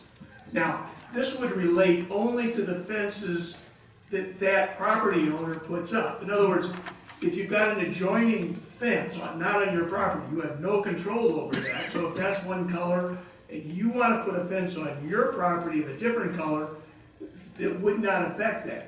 However, I don't think you want a property owner, one single continuous property owner, to have a multitude of colors. In other words, or fence styles. In other words, if you've got wood here and I don't know that you want chain link over here and then you want something else over here. I think it starts to be distracting and maybe a little bit trashy even. So I'm thinking that if you limit it to 2, which the situation that came up in the summer, they had a vinyl wooden, it was white, and then the wrought iron. It was a good combination, and I think if left to that, I think that would be a good thing. So that's why I think you want some control. So if you make it 2, then I think you've still got some control over the materials and so forth. I think we kind of have that in E already, though, don't we? The addition of colors of fences abutting differing property lines on the same parcel may be of different colors, so long as all colors are compatible with the color of the home located on the parcel. Perhaps if we just added wording, so long as all colors and styles are compatible with the color of the home located on the parcel, that would... Well, see there, you see it says, in E it says painted fences shall be of one color which is compatible with the color of the home located on the parcel. So you're only there, it begins with only one color. So, I'm not sure that would, if what you're trying to do is allow additional colors. I'm not sure that adding it to that section would do it. I mean, and don't get me wrong, I don't want like a purple fence and a green fence and an orange fence and a pink fence on the same property. That's not what I'm trying to support here. I just wanna make sure that we're not, for lack of a better term, painting ourselves into a corner that gets us into the same problem that we had that led. So let me ask you this. Yeah. When you made the suggestion to limit it to 2, was that the suggestion of the board, or is that your suggestion? No, that's totally my suggestion. I read it, and you go around the city, and I think if you've got, you may have a chain link fence, and you may have a wooden fence or something, and I think that's fits within the spirit and the scope, and I think that's fine. I just wouldn't want to see a wooden fence here, a chain link fence, and then some other fence over here. I think there should be some level of consistency. And we do see that now, I know we do. I think with all due respect, I'm comfortable with what the board recommendations were, and I'll just leave it at that. Sure. And if it's all right, Mayor, I had a couple other suggestions. You have the floor. Oh, okay. In the first section, I would propose in terms of the materials that be included as an acceptable material, wrought iron. We have chain link vinyl wood, and if we could put the wrought iron in there, I find that to be a very attractive material, and would think that should be acceptable per se, as opposed to having to be approved by the director of Public Works. And then on, in section F, to maybe address some of the concerns of Mr. Liddy, I would like to see that that last sentence state that repairs shall be made with materials that match the material and color of the balance of the fence line where the repairs are required. So in other words, if you've got a fence line that was vinyl or whatever, you would have to make it vinyl and have it the same color. So that the whole fence line would be uniform, including that had to be repaired. So those are 3 motions? Yes. Before we entertain your motions, let's, Alderman Brady, you next. So I'm referring specifically to the property on Doorcrest that brought the whole neighborhood together this summer. That is 2 different colors. Sure. In 2 different styles. Sure. Would that be allowed under this? Sure. This, okay. In other words, not more than 2 is more what, than 2. yeah, what, it seemed to me the 2 would balance each other, but if you all of a sudden are having more than that, it might, as I say, begin to look a little awkward, I think. Okay, I just want to make sure that, I think that was the thing that really set this in motion, what those folks went through this summer. But I also think of all the fences in our city that probably are in disrepair and need some work. I want to make sure that if I have to, or my neighbor has to, or somebody has to replace their fence, that they could upgrade it and it would be all right. I think F says all fences shall be kept in good repair, should not be allowed to deteriorate. Repairs shall be made with materials that match the balance. So, let's say it's considered that it's deteriorating, it's a chain link fence, but you want to put in a vinyl fence right there for privacy. Would we allow that? Sure. If the whole thing was vinyl, sure. But what I would be opposed to is you have a chain link section, and then you have a vinyl section, then you have a chain link section. I don't think you want that. He's saying if you replace just a section, it has to remain whatever that line is. But if you're gonna replace that whole line, and it's chain link here, you can put vinyl here. That's the clarification I was looking for. Yeah, sorry. So that's what So does that make sense? yeah, that's why you said the fence line where the repairs are needed. So if you have a line of fence and it's all chain link and you need 3 feet repaired, that has to be chain link, unless you're gonna replace the whole thing. Okay. All right? Yeah. Okay, That's all I have, thank you. all right. Alderman Maybe? I concur with Alderman Anderson's amendments, and I would suggest a couple additions, and I'll let him make the motion if he concurs for the approved material on A. I agree with the addition of wrought iron, and I would also suggest amending it to include composite wood. I think the cedar look composite fencing material is probably some of the highest end stuff, and probably is the best for property values, so I would include those two materials. The restriction, the proposed amendment sent out by Alderman Anderson as far as no more than 2 fence lines of different materials or colors. I would incorporate the spirit of that restriction not only on D, but on C and E as well.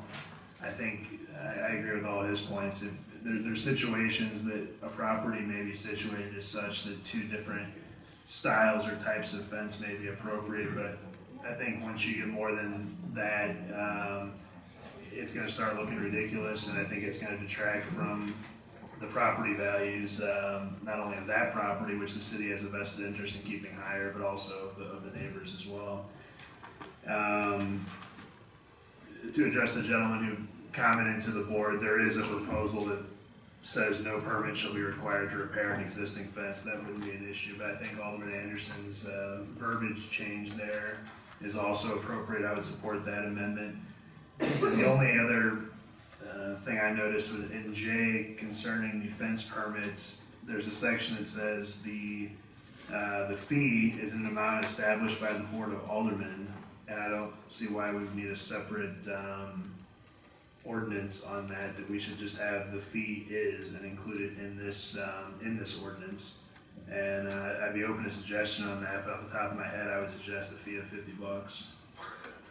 So that review is going to be so this was actually branched off from a much more comprehensive fee review coming before this board next meeting. And so that fee will be established at that time. Right now, I can tell you it's at $35. Okay, I'm fine with that, then I'll withdraw that suggestion, and I'll look forward to Alderman Anderson making an amendment on the other matters. I don't think we wanna put a fee in a specific ordinance, because then if something changes, we have to go back and change that ordinance in the future. Whereas what he's talking about would be a complete fee schedule for all of them. No, that's perfectly fine, I'm agreeable to that. Okay, all right, so we have a recommendation for amendments by Alderman Anderson. What I'm gonna do tonight is ask for simply a first reading. We will then make the adjustments, amendments to the ordinance and bring it back at the next meeting for a second reading. So I'm gonna ask first for a motion, a second to approve the amendments as directed by Alderman Anderson and Alderman Maybe. So moved. Second. We have a motion, a second. All those in favor say aye. Aye. Those opposed say nay. Okay, so now I'll need a bill number, please. I need a motion and a second for a first reading. We have a motion and a second. All those in favor say aye. Aye. Okay, bill number? 1575.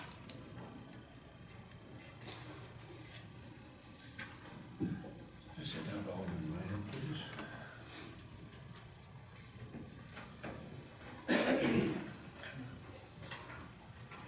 Alderman Minor, if you do the honors, please. Yes, and I apologize for my voice, guys, it just came back like a day ago.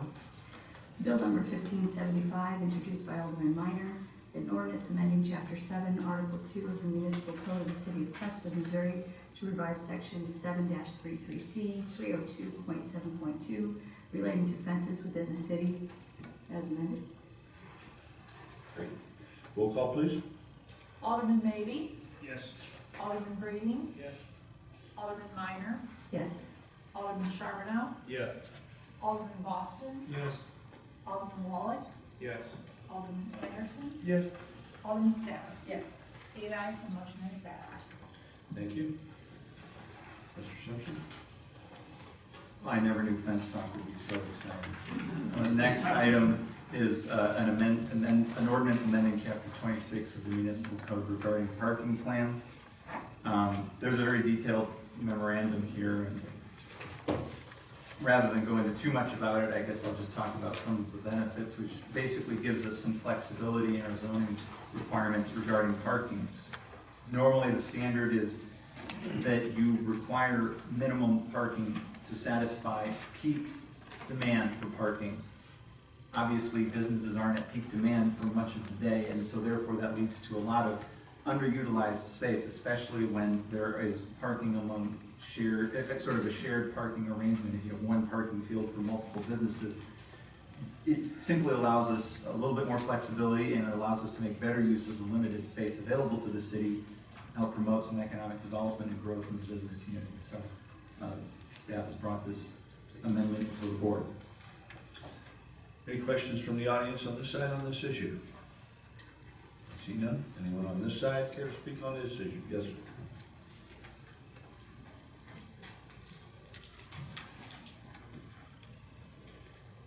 Robert Miller, 8915 West End Court.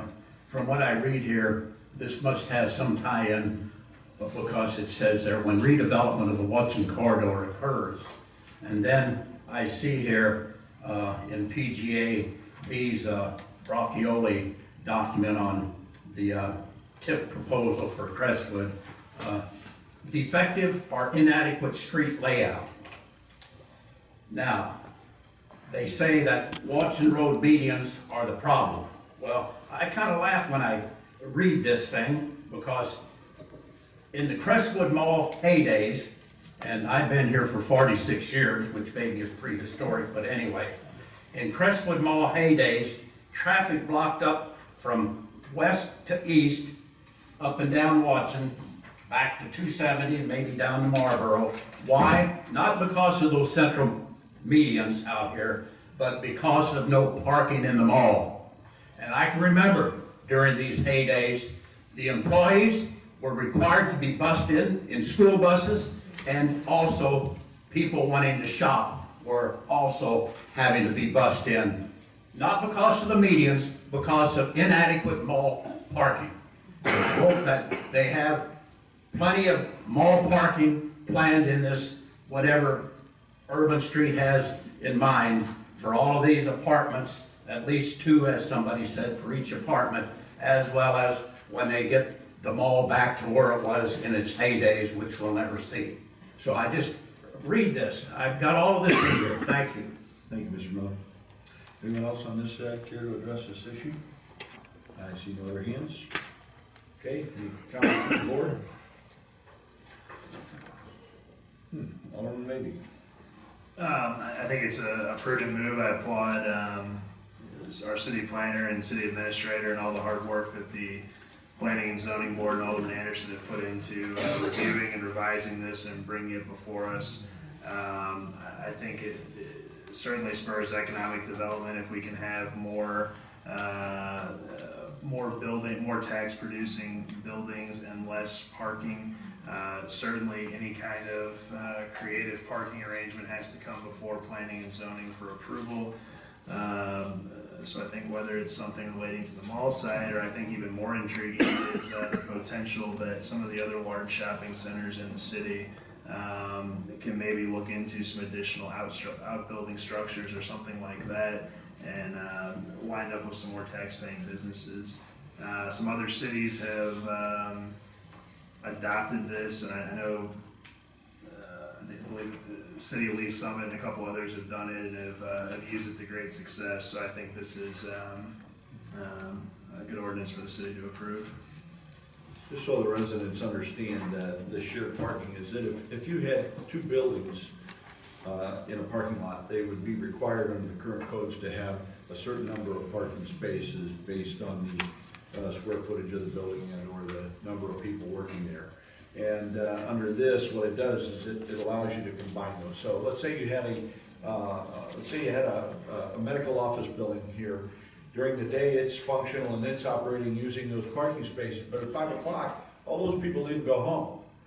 And so you basically have then a restaurant or a theater or a nighttime business that is generating parking, and they will utilize and share those parking spaces. So it gives you the ability to create more volume or more mass of operation within the same area. So that's a quick explanation. Alderman Anderson. Thank you. Again, I commend the hard work of the board in coming up with this alternative parking plan. In terms of the language, if I could direct the city attorney's attention to page 3 under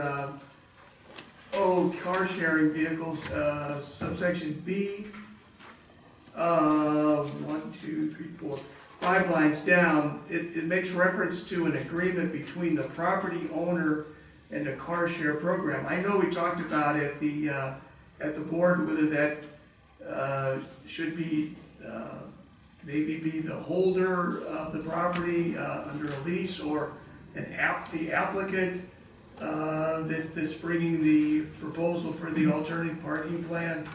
And I wondered if we needed to tweak that language, since the owner may not have any real interest in an alternative parking plan if there's a ground lease or something that is, a long-term situation, and so you've got possibly a tenant or someone else who's being involved there.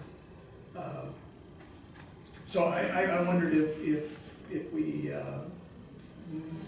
would consider some other language there, or adding something to that. What you thought about that?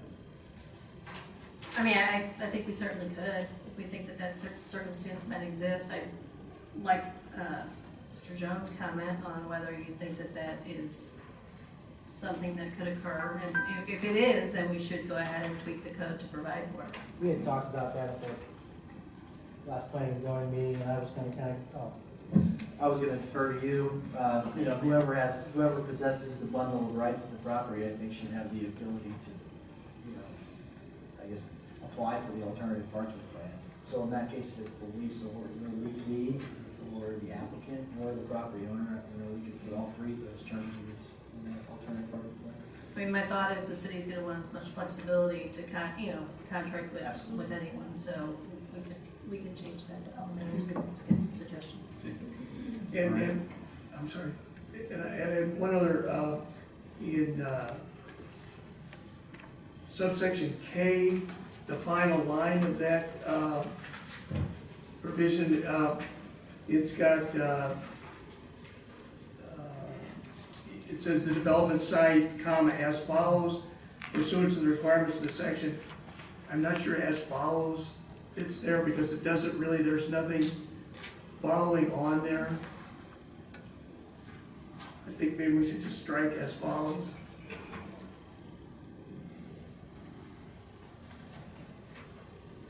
I agree. Okay. All right. Alderman Wallach.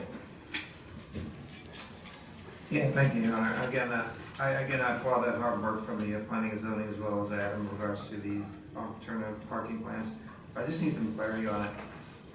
In regards to the definitions and the language in it, which just says car share vehicles, car share program, what do you mean by car share vehicles? Are these, if you could just provide some clarity as to those eight spaces? So this is a very forward-looking document. I wouldn't say by any means that we have any car share vehicles in Crestwood at this point, but throughout the nation, there's a trend towards being able to rent a generally used vehicle, such as, I think one's called Zoom. I can't remember the name of the other. There's a couple of Zipcar. So you basically have a car that remains, or has a permanent place on the property, but is rented throughout the day. And it's meant for corporate campuses, other types of large facilities like that. And I think it's something that's needed is, you know, if we're trying to create a document that's supposed to address future changes over the next 25, 30 years. Because eventually those trends will catch up to Crestwood. So do you foresee that to be a lease space for the property owner, for those entities to come in? Again, I just went online, I see Denver has it, which is, again, like you said, zip cars and mothers, part of those and so forth. Is that what you foresee, other businesses to lease spaces for that? I mean, that's definitely a possibility, yeah. That would be the reason that it would be included in this document. You don't see it for like a car share parking lot that you see on Gravelways Road, anything of that nature? No. Okay. No. This would be a facility that was basically created by the applicant to be able to take advantage of this program. That makes sense. All right, thank you.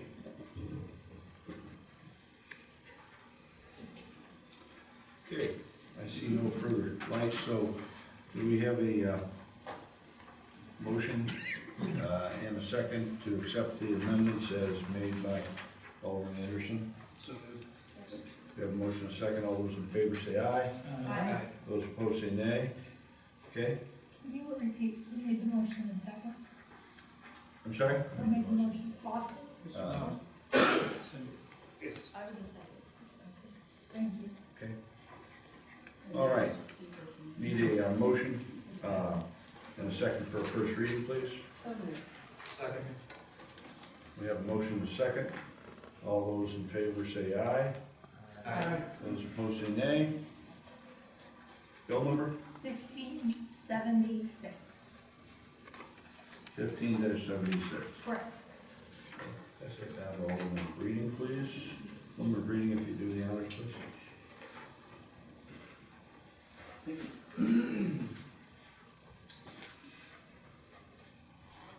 Okay. Bill number 15-76, introduced by Alderman Breeding, an ordinance amending chapter 26, Article 4 of the Municipal Code of the City of Crestwood, Missouri, to add a new section 26-237, providing for alternative parking plans. Roll call, please. Alderman Boston? Yes. Alderman Charbonneau? Yes. Alderman Minor? Yes. Alderman Breeding? Yes. Alderman Maybe? Yes. Alderman Statter? Yes. Alderman Anderson? Yes. Alderman Walk? Yes. 8 ayes, the motion passes. We have a motion and a second for a second reading, please. Second. We have a motion and a second. All those in favor say aye. Aye. Those opposed say nay. Alderman Wall, would you do the honors? Thank you, Your Honor. Bill number 15-76, introduced by Alderman Breeding, an ordinance amending chapter 26, Article 4 of the Municipal Code of the City of Crestwood, Missouri, to add a new section 26-237, providing for alternative parking plans. Roll call, please. Alderman Statter? Yes. Alderman Anderson? Yes. Alderman Wallach? Yes. Alderman Boston? Yes.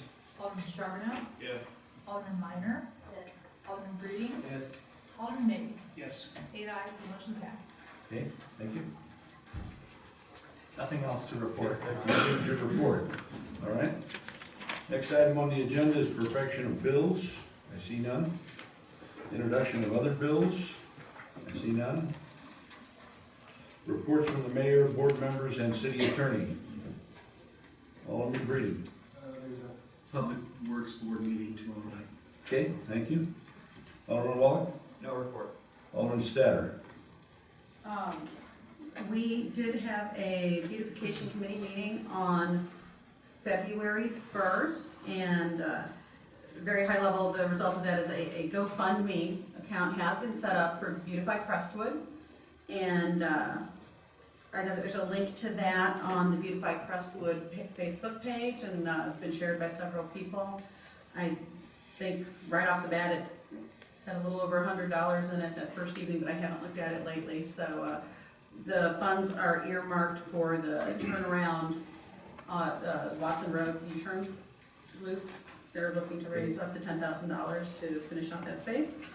And the beautification committee did receive a lovely thank you card from the Christmas in Crestwood volunteers, thank you for helping us bring color and cheer to our city while connecting people to our wonderful businesses during the second annual Christmas in Crestwood celebration.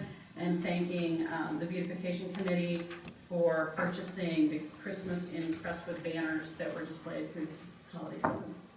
Thank you. Alderman Charbonneau? Yes, Your Honor, I actually do not have a report from my committees, but I do have an announcement. I know that we talked about, I'm gonna work with Alderman Minor about establishing some committees, but an example of this today, and I just wanna encourage the staff, I saw that Trader Joe's is looking to expand, and they wanna know areas that would fit them and vote on our website. I would encourage the city staff to try to get that on our website, encourage people to possibly try to attract that business here. We do have 3 larger former box retailers that, from what I understand, their buildings are in decent condition and would be able to be for rent, and I would encourage the city to look into trying to fill those vacancies. That's all. Okay, thank you. Alderman Maybe? The business license board of review met immediately before this meeting. There was a business that had raised some issues with respect to the way the business license fee was charged to them. After hearing the vote was to deny the appeal. The business's concerns were more of a policy issue as far as how our business license fee was structured rather than an application issue as to them. And I imagine that business owner will be in further touch with the city with some revisions, but they do have 10 days to either appeal that decision to this board or to now pay their business license fee. Okay. Alderman Boston? No report, Your Honor. Alderman Anderson? No further report. Alderman Minor? Nothing to report at this time, sir. Okay. City Attorney? Do not have a report. Okay. Nothing to report at this time from the mayor. All right. Next item on the agenda is introduction of future issues. Alderman Maybe? I've got 3. One is the revisions to the Economic Development Commission enacting an operation ordinance. The Economic Development Commission some time ago had made some proposed revisions to that code to bring it up to date with current practices. And those recommendations were made immediately before the retention of the city planner / economic development specialist. So we probably need to take another look at revising that code section. I think the city administrator and city planner are working on that, and I wanted to see if we get that on the agenda sometime in March, perhaps late second meeting in March. At the first meeting in April, if we could put on the agenda to have a presentation and public question and answer with the St. Louis County Police Department on potential municipal contracting with the city of Crestwood. And thirdly, if we could have sometime in either the second meeting in March or first meeting in April, a recommendation from the Public Works Board on the sidewalk policy revisions to the city sidewalk policy and or revisions to our current ordinances pertaining to city sidewalks. And then dovetailing with that, our current city code has a detailed procedure as far as providing notifications to owners whose sidewalks are dangerous and unsafe, and I think there's numerous examples of those around the city. And I would encourage city staff to send out those notifications probably during the month of March, once the weather starts to warm up and owners can take remedial steps to address those problem sidewalks using tax refunds potentially. Okay. Is that all? Yes. Okay. Alderman Anderson? Yes, thank you.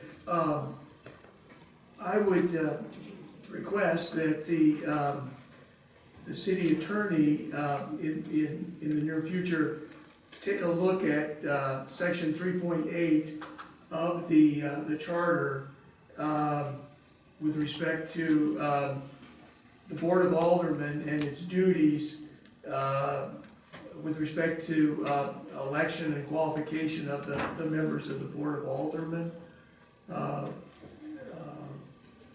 So that the way I read that, we we have, that is, the board collectively has some input in that, and I was just wondering if you could look into that in terms of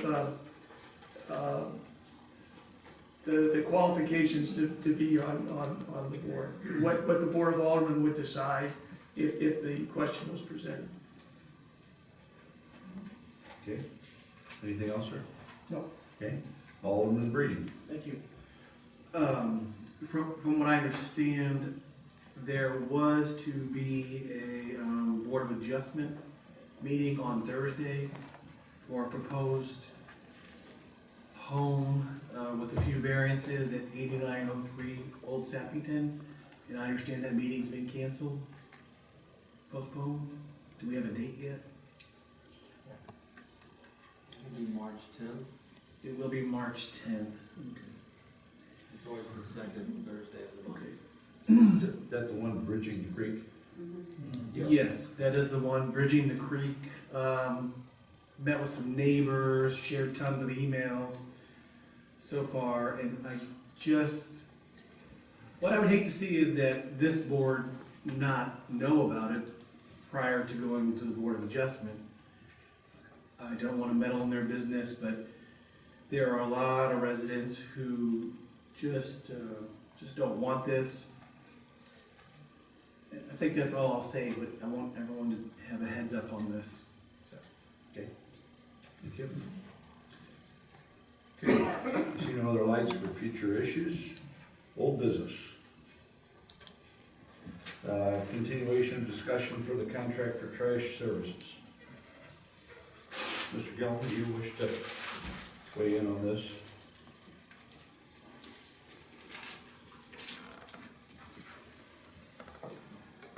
Thank you, Your Honor. I just wanted to follow up with the public hearing that we had previously, and there were a couple things that we had discussed. It was primarily the senior discount program and whether or not residents wanted to have vendor-supplied trash cans or wanted to supply their own. What I did at the suggestion of Mr. Miller was to have a survey, and we had 147 people respond on the survey. It was out for about a month. And the results of the survey were, we had some general customer service questions regarding our current provider. And the response was that most of the people were satisfied or very satisfied with the current provider, and that they were very responsive or somewhat responsive with their customer service. People wanted to make sure that we continued with the senior program, and people were, I guess, it was neither a priority or not a priority to have the same type trash cans, but if it would be provided at a lower cost, they would be interested in that.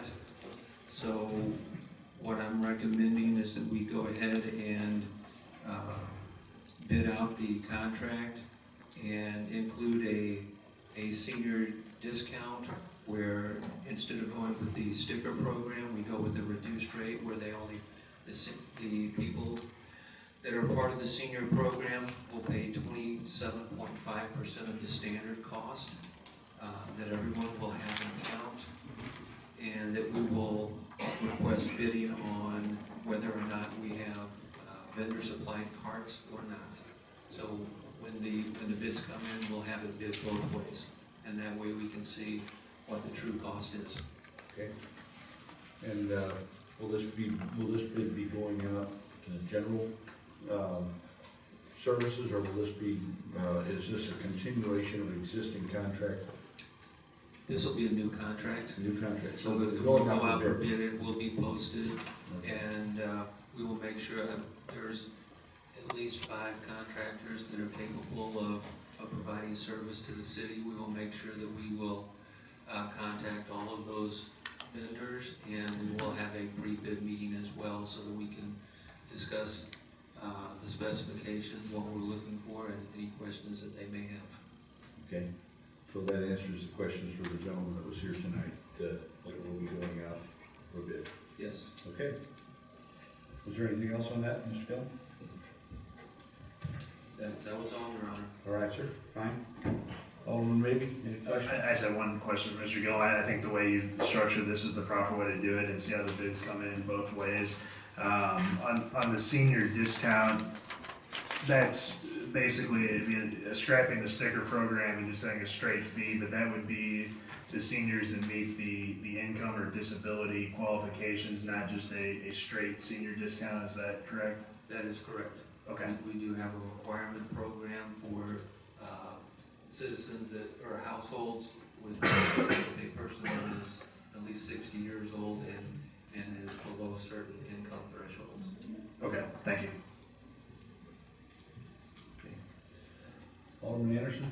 Yeah, I just had a question regarding the automated trash pickup. I understand that would be with the company-provided bin. How would that impact the yard waste component of the, would the residents still provide their own bin or container for the yard waste?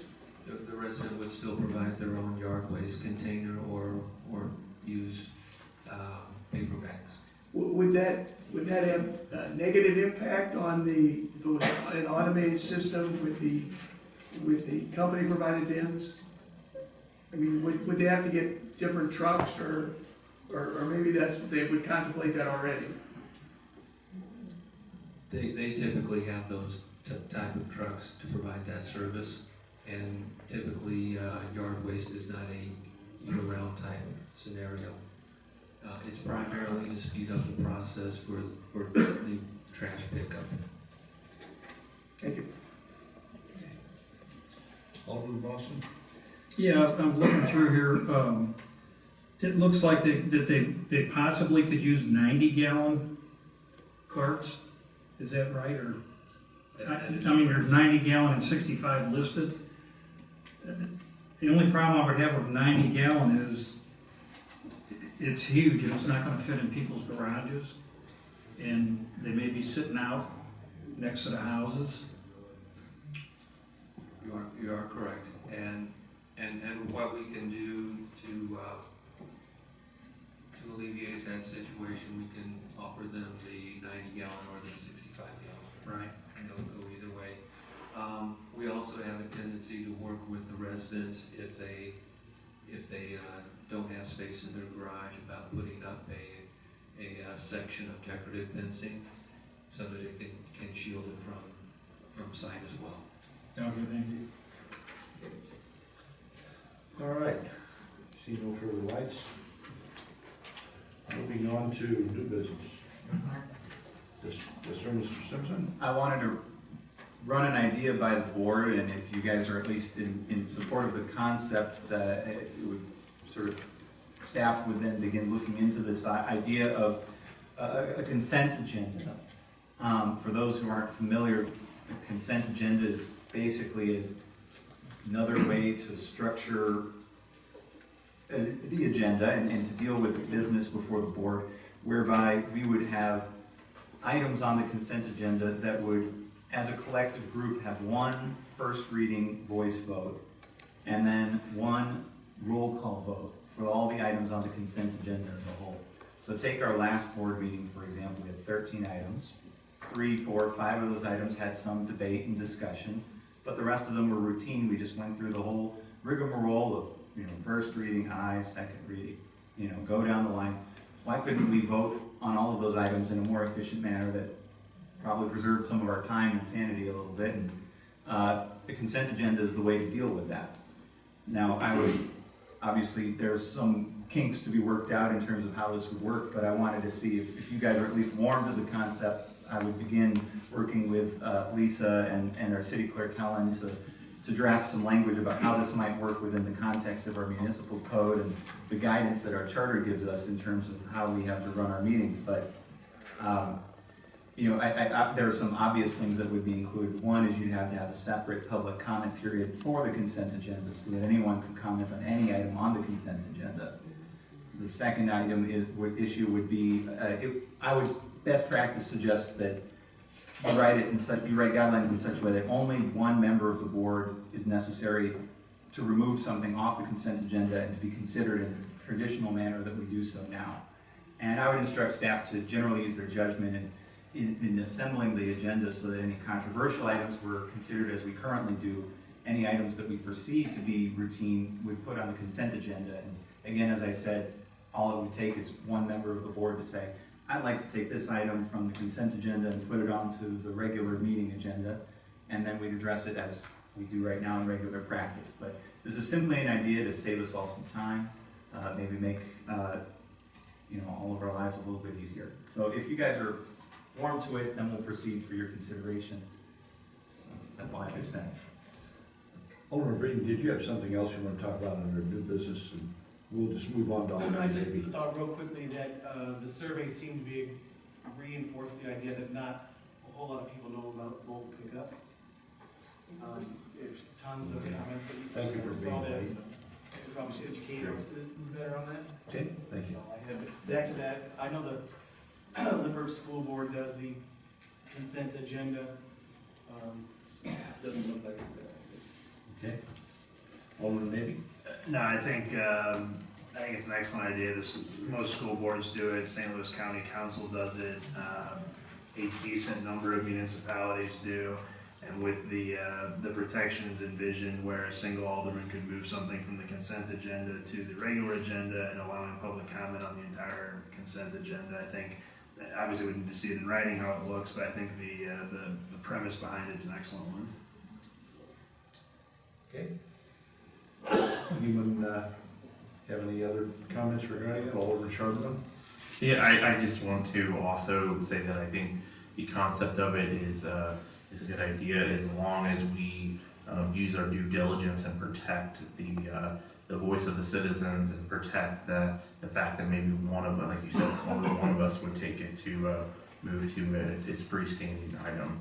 I think as long as we protect that, I don't see an issue with it. I think what you're referring to is when you're talking about common items, like if we're approving the vendor for the aquatic center and or we're approving the annual salt purchase and we're approving things of that type. They're really not confrontational or don't really require discussion. They're pretty well cut and dried. It could apply to minutes and appointments as well. Okay. So if you had 4 or 5 people you were appointing, they could all be appointed at one time. Okay. I think I have my guidance, so we'll proceed and bring this before the board at a future meeting. Okay. All right. Anything else under new business? I see no other lights, so I'll need a motion and a second for adjournment. So moved. Second. We have a motion